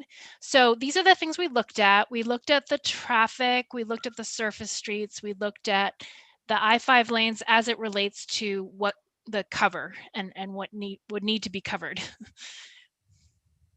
So if you go to the next slide, you can see a summary of our, this is very high level kind of summary of the record review, and you can see all the details and what you received this afternoon from Dr. Holt with our full record review. But on the traffic side, we found that the assumptions was that linear growth, meaning basically looked at the past growth assumptions in traffic and then just kind of continued those forward into the future. The project is I-5 is designed at for 70 miles per hour. It's posted at, I believe, 50 or 55, but it's designed for 70, and the ramps for about 25 to 30 miles per hour. On the surface streets, what we found is that there was kind of a passive approach, which is a bit of a term of art, but it basically means, how can impacts be avoided versus a proactive kind of approach would be prioritizing pedestrian, bicyclist, transit, those are on the surface streets, and then having sort of the traffic have to fit within those priorities. So that's what we found so far, is it's been kind of a passive approach taken to avoid adverse impacts. The safety benefits, I think that they're on the surface streets needs more analysis, but we weren't really clear on the benefits on the surface streets for regarding the proposed project. And then in terms of the lanes and the covers, I think you saw on the last slide, what the proposal is, and I think people are pretty familiar with the new auxiliary lanes and shoulders that are to be added to I-5, and to the issue of what the cover structure could actually accommodate given the width of the I-5 lanes. It's really only a few feet deep, and so it's be very difficult on most of the covers as currently proposed to accommodate anything more than green space, as we were discussing a moment ago, and perhaps 2-story structures in some places. And then the vertical clearance is also an important factor, which is basically under the covers, how much space you have between the roadway and the covers for trucks and all vehicles to be able to get through. So those are determining factors for the covers as well, and determine some of the cover shapes. So that is kind of my very high level technical record review. And on the next slide, I believe we have a couple more final questions for your consideration and discussion. Yeah. So same questions. Do these observations resonate with you? Are there some that stand out as being more important than others? And are there possibly things we missed? And obviously, the more technical we get, the fewer people who will be willing to take it apart in pieces, but I know we have a few of you. Thank you very much. Great presentation. I want to make sure that ESC members have an opportunity to engage. Want to remind us, though, that we are up against our time. So I don't want to circumvent it, just to make sure that we are prepared for the next presentation that we're going to go into. So any questions or comments, President Peterson? Just to kick things off, apologies. I don't mean to be first every time. To the past slide, can we go back to the past slide that had the summary? Otherwise, my brain doesn't retain everything that was on every slide. Sorry. Just a couple, I guess, observations and a question. The design speed of 70 miles an hour on the main line, we've talked back to project management about practical design related to, but not challenging necessarily the assumptions related to the auxiliary lanes and shoulders. But a 70 mile per hour design speed through the urban area seems high to me and requires more safety precautions at 70 miles an hour than if it remains posted at 55 and we expect everybody to be going 55 or 60. So I would just ask if we could review that related to practical design on the main line and see if that helps with reduction of costs overall. And then totally agree on the surface streets, but I guess I just want to understand, and this is, I really don't know, the vertical clearance over I-5, totally understand that we need to get the trucks through and everything. Is there any changes in ODOT's state clearance guidelines for modern heights that are different that that we should know about and understand the impacts to? And are they best practices or too low, too high? I don't know. And I know this could have an impact, maybe. I mean, if it's 6 inches either way, I don't think maybe, but I'm super interested in how that's governing the cover shape.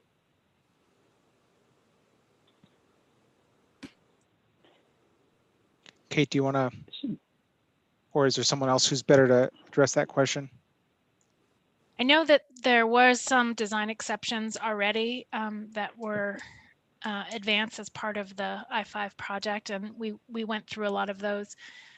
We reviewed those. I think there may have already been some vertical clearance exceptions, but it's something we can continue to look at and see if it makes sense to revisit. Jana Jarvis. Thank you, and I want to thank President Peterson for bringing that issue up. I've been wondering myself about the clearance issues because obviously those demands are growing, particularly with a lot of the oversized loads that are moving, although this would not likely be an oversized route. But I would like to understand better what it is you have planned as well. So if we could get some of the detail on that, it would be very helpful. Well, and part of why I said is there's someone else that's more able to respond to that. It may be an ODOT question about how they arrived at some of these results, because of course we haven't started to design anything yet. Yeah, and I was gonna jump in there and just phone a friend who I see just popped on the screen and see if Project Director Channel had any intelligence to add there. Sure. For the vertical clearance piece, we are following kind of the most up-to-date state requirements, which are 17-foot 4-inch clearance for new structures. And then Marlon. And that will be our last comment for our section today. Marlon. Thank you all for who've given presentations so far. I'm completely overwhelmed, humbled and amazed by all of this. The fact that I'm sitting here being part of a group of folks who are going to decide like huge urban development project. I'm completely humbled. I just wanted to ask, or maybe there was a slide or I might have missed it. What's the consideration being given for, those lane expansions or what that looks like? Because there's a lot of technical terms being thrown around and I'm not in any way, shape or form know exactly everything that you all are saying. I'm trying to follow as best as I can. Because as someone who's driven that route a lot, I know there's a lot of bottleneck with, getting on and off of I-5 in that area. And so what does that what is the vision for that as far as expanding?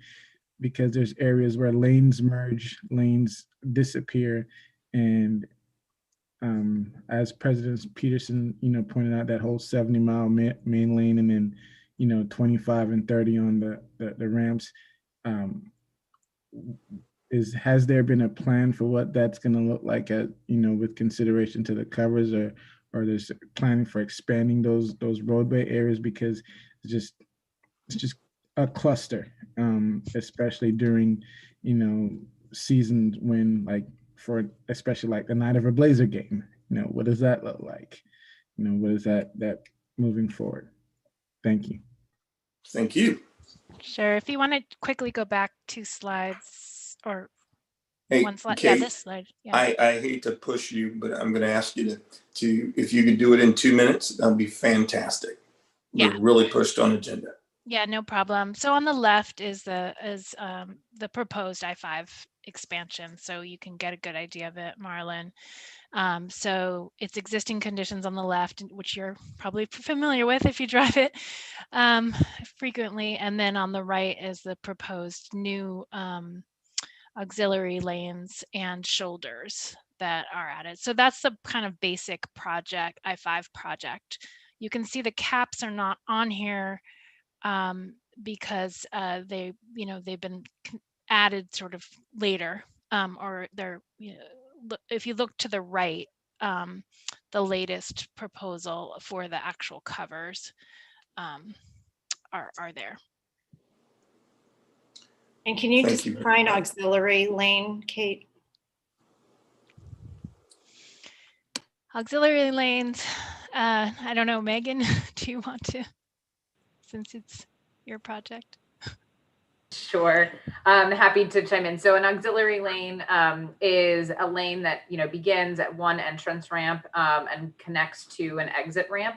And so it's, think of it as kind of a ramp to ramp connection. It gives drivers more time and space for that merging and weaving rather than having to, move directly into the 2 through lanes of traffic and then having to merge back out. So Bryson, just as an example, as someone who drives through this area, as you said, or, I'm sorry, Marlon, I believe Marlon was the one with the question. In the southbound direction on I-5, just as an example, if you're coming from the Fremont Bridge from 405 onto I-5 southbound, today there is an auxiliary lane that connects to the Broadway exit from 405, and then it drops to 2 lanes there. So that lane would continue to I-84 and the Morrison Bridge exit. And so if you're coming from the Fremont Bridge, for example, and wanting to continue to 84, that you could stay in that auxiliary lane to make that direct connection from interstate to interstate, rather than having to merge into the 2 through lanes of traffic. So that's just one example of how it's used. Perfect. Hey, thanks everyone. Thanks ICA. You're going to be back real soon, and we've got plenty to cover. We've parking lotted a few items for discussion, and we're going to make sure to circle back on all that. Thanks for everybody who presented information. We're going to transition into our next group. We want to make sure that we at least give them some moments to talk through the public survey results. I think it's essential for us to capture this. At the beginning, I mentioned about a robust and full agenda. So this only continues to, in my mind, emphasize either more frequency of meeting and or more time. So public survey results.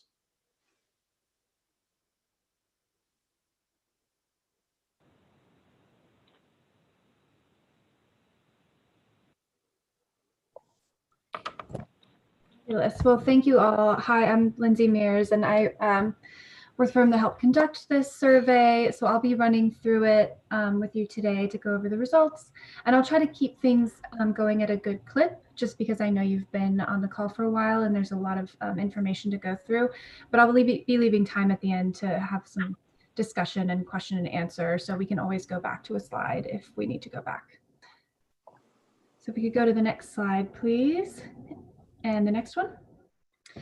So just to start from the beginning of what we did here and go back one more. Sorry about that. What we did here was we spoke to 605 adults in the Multnomah, Washington, and Clackamas County areas in order to get their opinions and understand their awareness of the project itself and sort of their familiarity with the project area and some of the different changes that would be taking place. Interviews were conducted in September with a brief pause. If you can remember back that far, there were some wildfires around that time. So we paused briefly during that time to let people focus on other things, and then came back into field after that. We also included an oversample of African-American respondents. If you were to do, just allow this group to sort of fall out naturally, the way that they're represented percentage-wise in the population, it would come out to around 1 or 2% of the Tri-County area, but boosting them with an oversample allowed us to reach 8% of African-Americans represented here in the participants overall, which allows us to break out results by that group. So you'll notice throughout the survey that I have broken out results by the population overall, but also by the African-American subgroup and by a subgroup of people who live in the more immediate area around the Rose Quarter project area. Next slide, please. And next. First and foremost, when conducting a survey of this kind, we don't start with talking about the project or the road. We want to understand the landscape of what's going on there and sort of what people are thinking about as a baseline, what they think is an important issue. And what we find out is that really the top issues for people are, no surprise here, the number one issue is the economy and jobs. That is true of every survey I've conducted for the past, 6 months and even before that, but definitely right now, the economy and jobs are topping people's lists. But it's not the only thing that matters to people. Housing is also a top concern for many, especially if you're in one of our 2 subgroups that I've mentioned. So the way to look at this slide is, the blue line is the total population overall, adults in the Tri-County area. Green is African Americans, and purple is those in the areas around the project area. And you can see that for those who live nearby and for African Americans, housing is a much bigger concern than for the population at large. Now, when we talk about, one more. When we talk about just listing issues in priority order like this, traffic and congestion almost never going to top that list. It has to be pretty bad for them to consider it a more concerning issue than the economy. But we'll see in a little bit how traffic and congestion come up as an important and serious issue for people. Next. Now, people are largely going through the area at a pretty decent frequency. A plurality only travel through there a few times a year, but 41% are actually going through there at least a few times a month. And this is an area that people are familiar with, and particularly if you are in an African-American group or in the group around the area, you are going through there much more frequently. Next.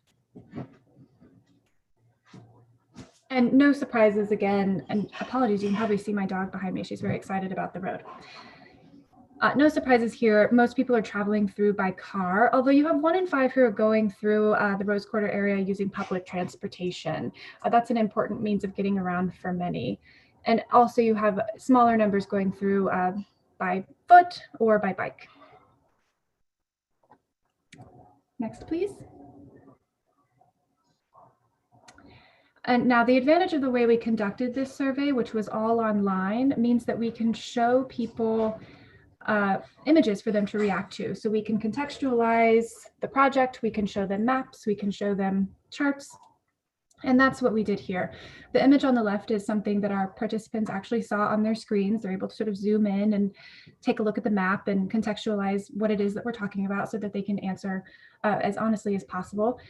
And most are familiar with this area, though many don't travel through there every single day. It's an area they're familiar with. It's some place that they go frequently enough that they are familiar with it.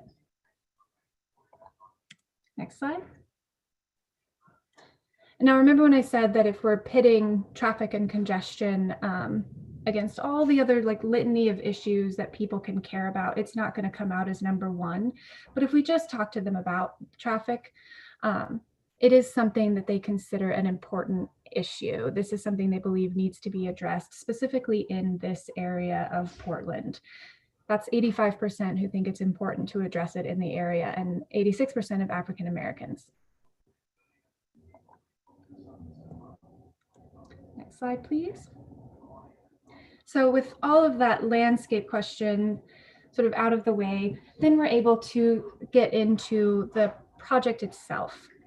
Now, we gave them a brief statement on what exactly the project is, just a couple of facts to help them understand what it is we're asking them about in order to understand their initial support for the project. Now, we asked this question, you'll see it in two ways. This initial ask is sort of what we would call an unaided ask. It's just with a little bit of information to contextualize them on what it is. And we ask a final time later on in the survey after giving them yet more information to see how their opinions of the project change. Now, in this initial ask, support is pretty strong. You have more than 6 in 10 who say they support the project. There's room to improve the intensity of support for the project. That's 20% who strongly support the project. But this is a good place to start, and not a bad place to be at all, with a majority of people who support where the project is, and very few people who are overtly opposed. The really important group here is that 20% who are undecided. Now, for questions like this, most of the time what undecided means is not truly that they are in the middle between support and oppose. It means that they simply don't know enough information to have an opinion, and that's pretty common.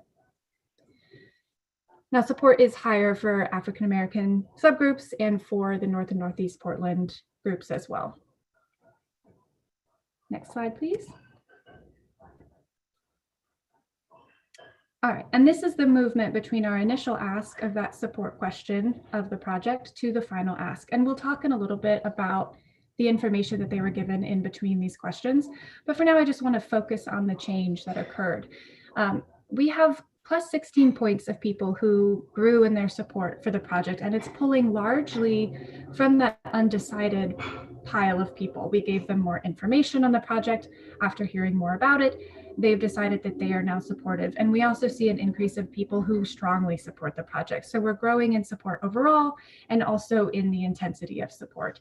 And really, we've dipped a little bit in those who oppose the project.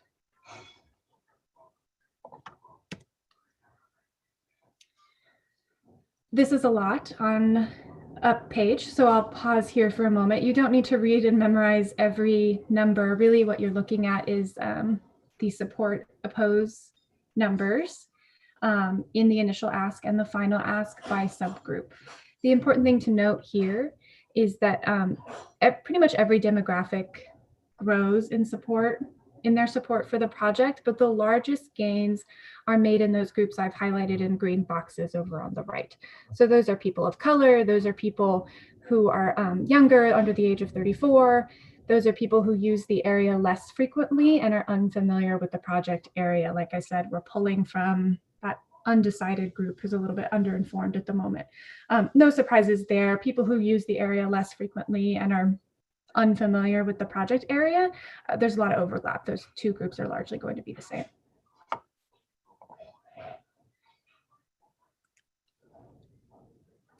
Now, beyond just testing support broadly for the project, we wanted to dig in and understand some specific elements that are happening in the project here. And now what they saw for these labels was a longer bit of text, which is too much to put on a single slide along with all of the information. But for each of these, for shoulders, for auxiliary lanes, for ramp relocation, etc., they were given a 1 to 2 sentence description of what that is. For example, the shoulders are building full shoulders along I-5 for disabled vehicles to move out of traffic, for emergency responder use, and for public transit such as buses. So they're given a short description of each and asked to rate whether they think that element is a very good idea, a good idea, a bad idea, or a very bad idea, or if they just have no opinion or they aren't sure.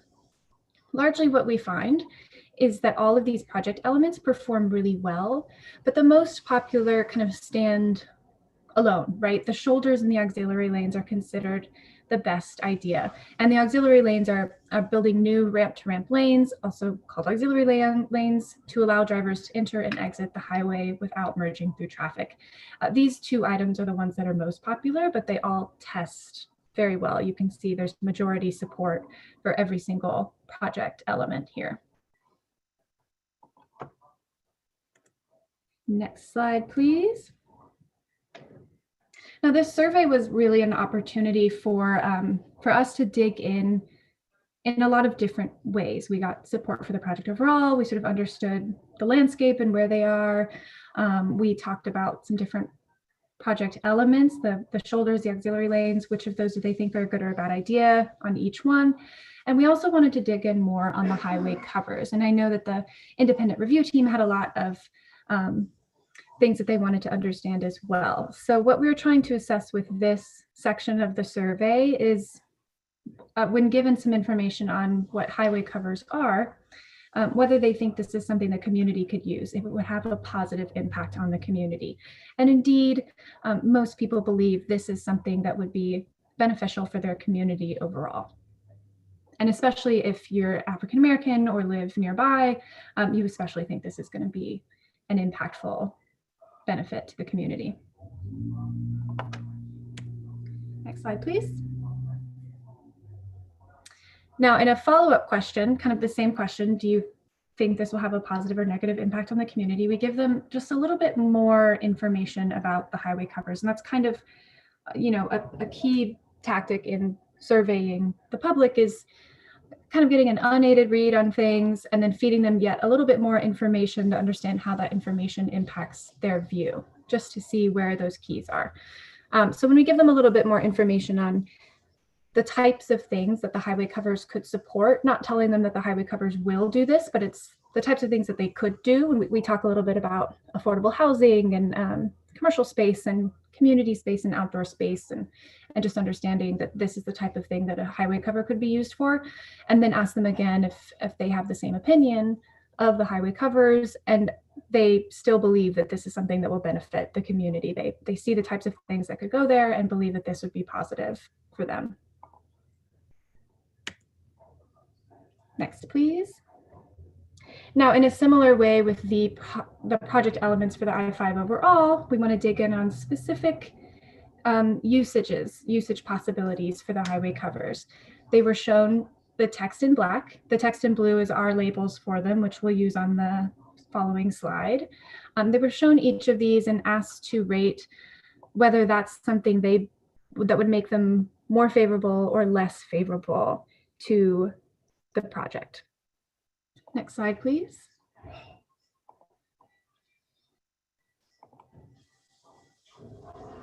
So preferences for how to use the highway covers vary. I mean, I think everyone here knows that there are a lot of different ways that they can be used and a lot of different ideas out there. It's no surprise. People are largely pretty favorable to all of those ideas. You can see majority support for each one of these. However, the most popular idea is outdoor areas such as parks, access for transit, pedestrians, and cyclists as the most popular usage preferences.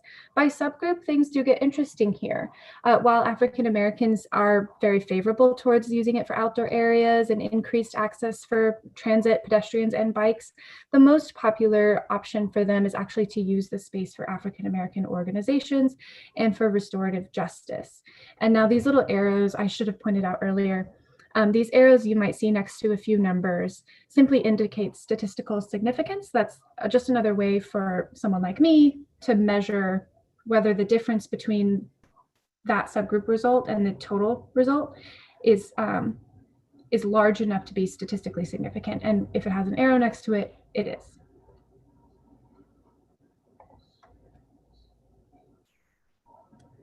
Next slide, please. Actually, back one more. Sorry about that. There we go. Thank you. This is a follow-up to the question. We asked them to rate each of those possibilities for the highway covers. Now, then we asked them to choose just one. If you can't have all of these, you have to pick a top priority. What should the top priority be? And here's where affordable housing comes back into the mix as something that people are thinking about that's very top of mind for them.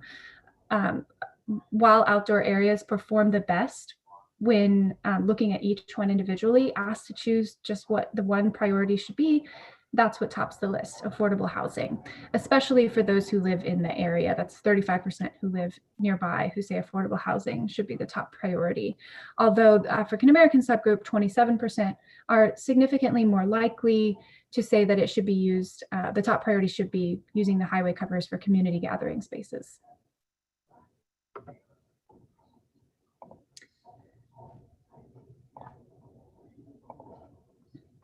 So again, we ask one more time, just to be extra thorough. Do you think the highway covers will have a positive or a negative impact on the surrounding community?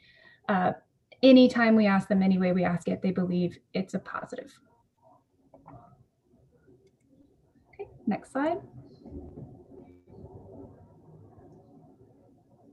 Again, this survey was an opportunity to understand where people fall in some specific design elements, not just on the overall support for the project, but really what is it that you want to see if it's up to you.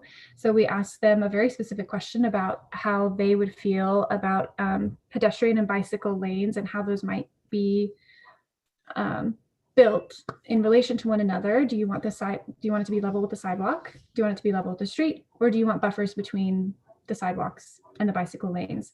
68% prefer a buffer. I don't think anyone will be surprised, but it's always good to double check. Next slide, please. Again, the advantage of conducting the survey online, we can show them things like this, which it may be a little bit small on your screen. I'll describe it to you really quick.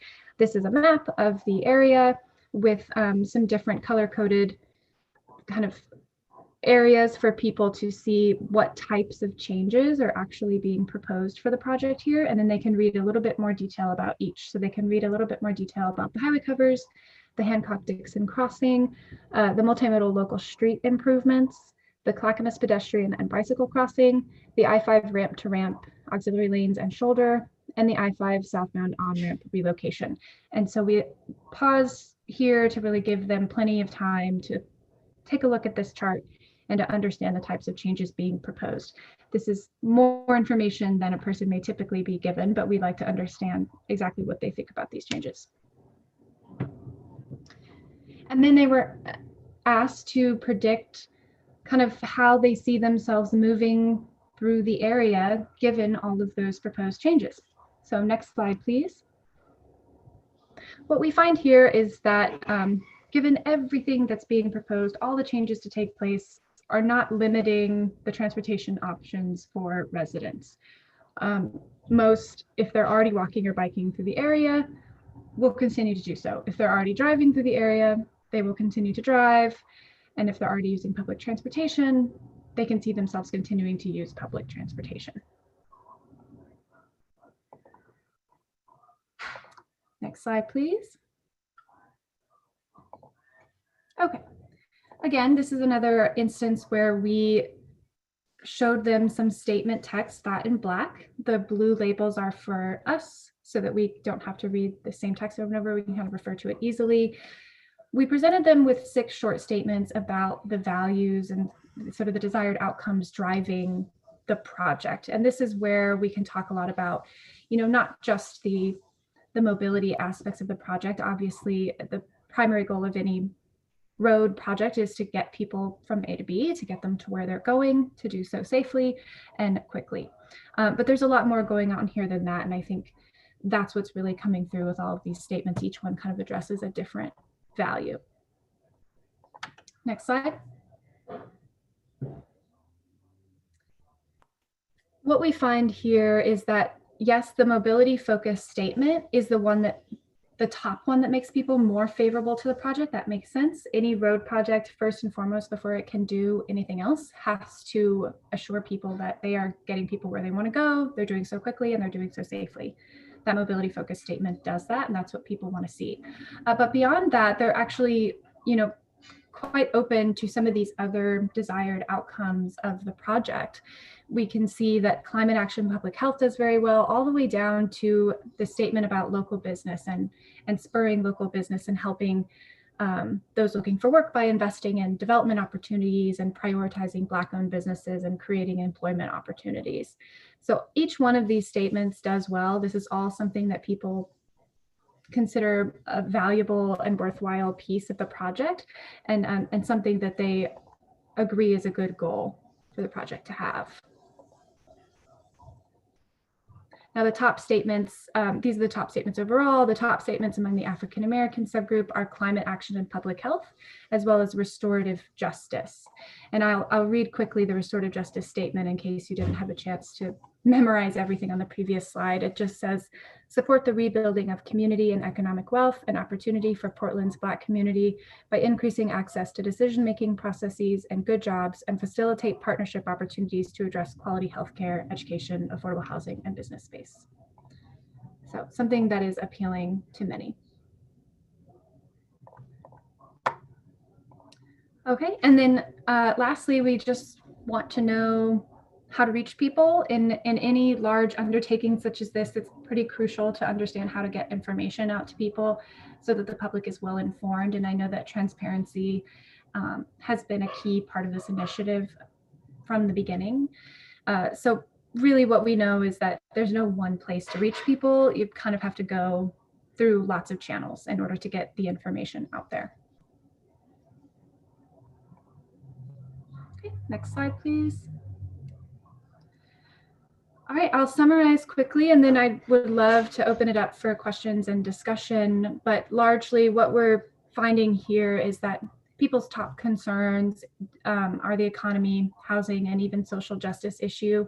But that when thinking specifically about the Rose Quarter project area, people in the area recognize that traffic and congestion are a problem, and it's something they believe are important to address. That's 85% who think it's something that should be addressed. Next slide. The project itself is popular. That's probably largely because people going through the area agree that something needs to be done. So they agree that this is something that is timely and important. Community members' support for the project is high, but it's even higher for those who live nearby and for the African American group. And they specifically like building shoulders and auxiliary lanes, but many of the project elements are popular as well. Next slide. The highway covers are beneficial to the community. I think, I speak for myself. Before working on this type of work, I didn't know what a highway cover was, but once people learn what it is, it's something that they see as positive for the community. It's something they can see as bringing in opportunities and allowing for more community gathering spaces and allowing the opportunity to sort of rebuild connections. Next slide.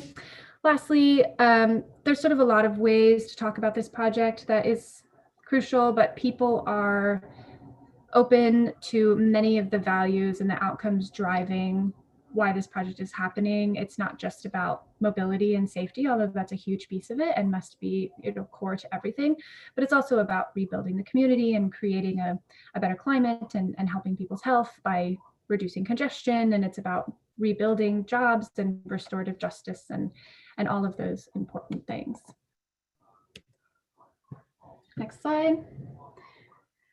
So I know I ran through that really quickly, and I know it's also sort of the end of a long meeting for all of you, but I'm happy to take any questions and answer anything that I can. Thank you very much, Lindsay, for that. So we'll use the hand raise feature, and ESC members have at it.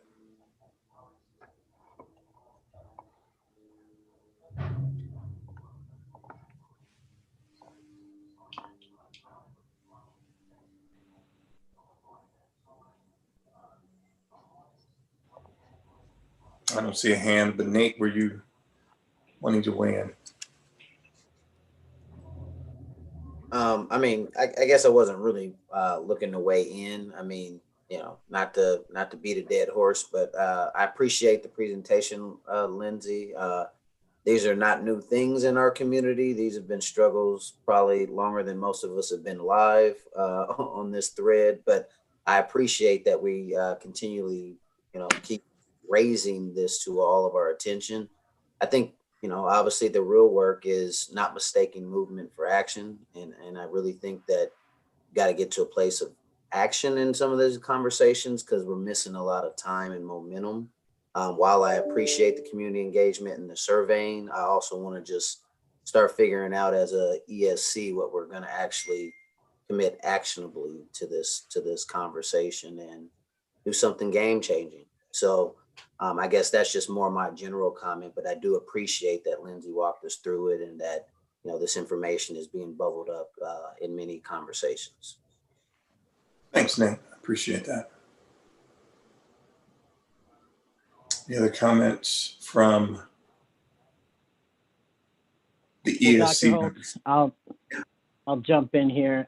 We'll just do with an offer to my colleagues here. I know it's been a long meeting, and this is a lot to digest too. We're going to make sure you get the slide deck, can review this information. The questions may not be bubbling up in your mind right now, but you may have some down the road. So we want to make sure Lindsay and that team is ready to respond if there's other information you want to hear or dig deep into the crosstabs. Some people like getting into that information. So don't think that this is your last opportunity to learn more. So we'll make sure ESC members get the slide deck and again, review that and feel free to forward any questions. We'll make sure that they get answered. Excellent. Any other comments from ESC members? Well, thanks to everybody who presented tonight. Thank you for the work and the preparation around the work. There are many things that are lingering in front of us that we're going to circle back around and work on. Two things then, as we're looking at next steps, as we're wrapping up tonight and then preparing for our next meeting. Historically, we met on the fourth Monday of each month.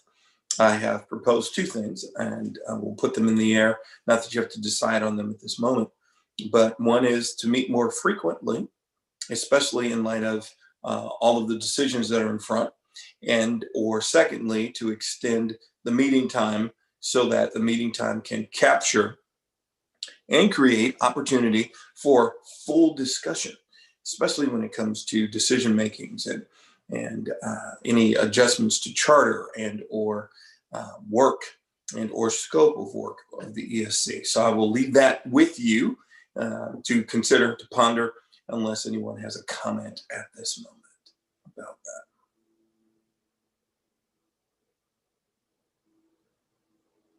that. Excellent.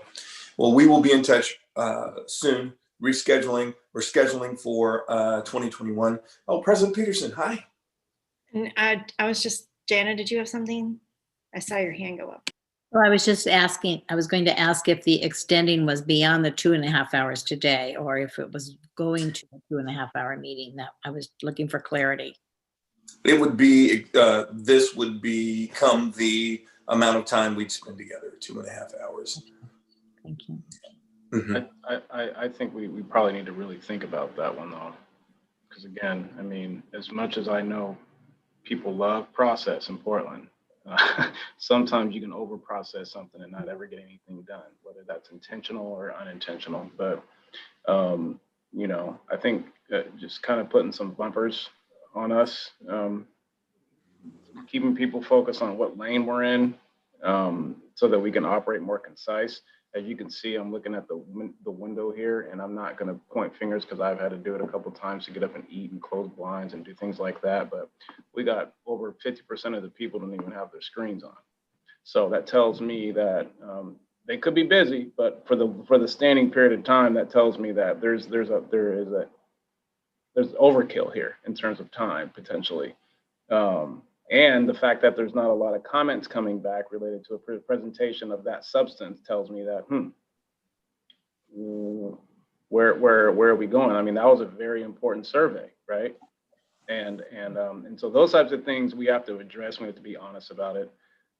We can't overkill things. We can't just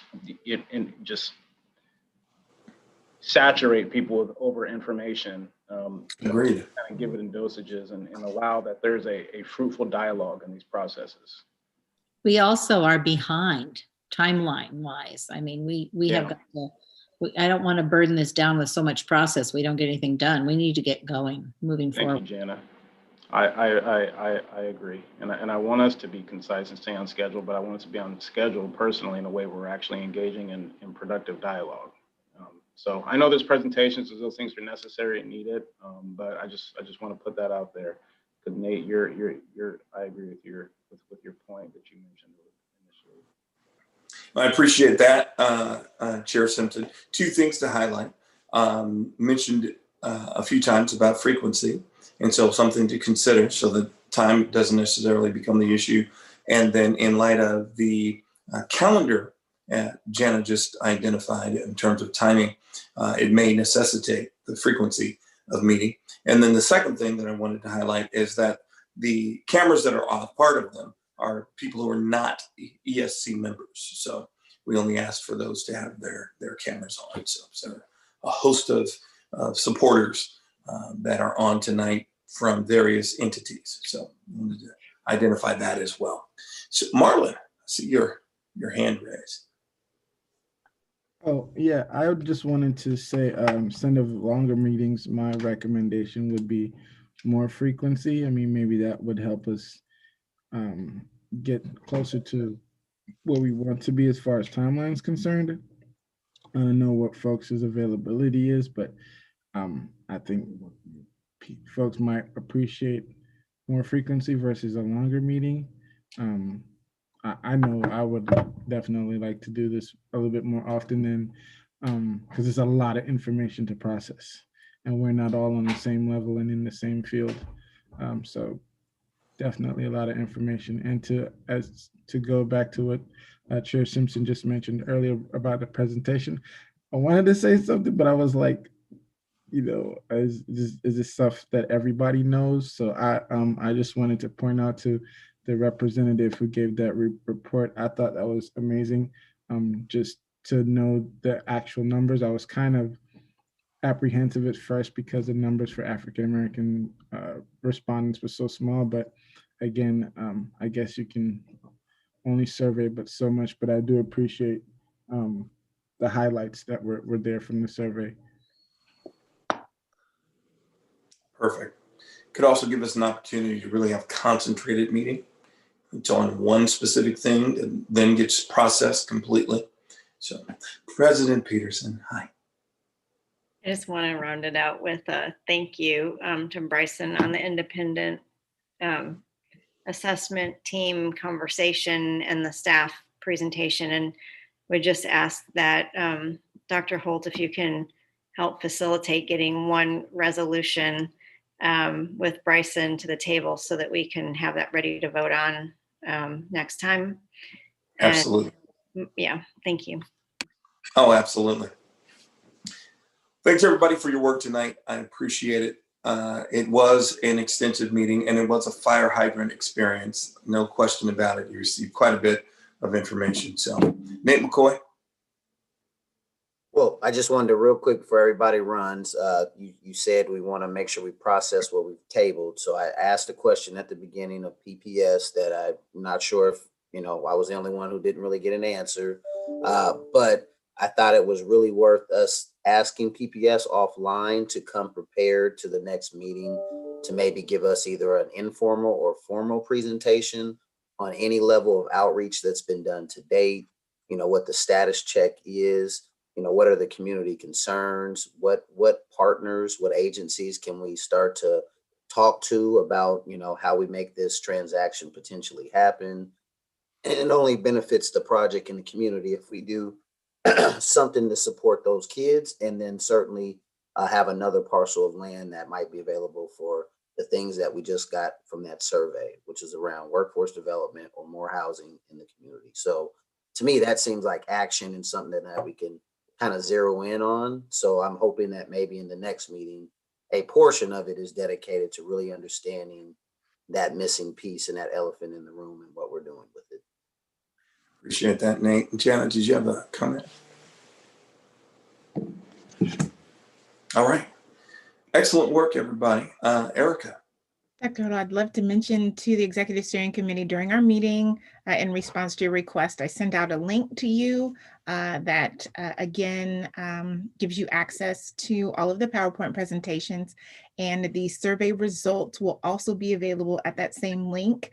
We were waiting to present that information to this group first before releasing it to the public. So if you'll check your emails, you should have a link for all of the presentations that were shared today. Wonderful job. Thank you. Eric, you want to close us out? Sure. Again, always a great opportunity to be with you all and to have this conversation. We realize that the work ahead of us is very, very a heavy lift, but I believe we have the right people at the table to begin to dive in and collaboratively have this conversation. Please stay healthy and safe as we head into the Christmas holiday season, whatever you celebrate, whatever belief that you have around this time. I hope that you're planning to relax, enjoy family, and appreciate all of the things that are important in your life. We will be in touch. If you're having trouble receiving my emails, please send a text, maybe even by way of someone on the ODOT team. I want to make sure that I'm getting information to you that we are in a timely fashion. And thank you again. We look forward to talking with you in January. Take care, everybody.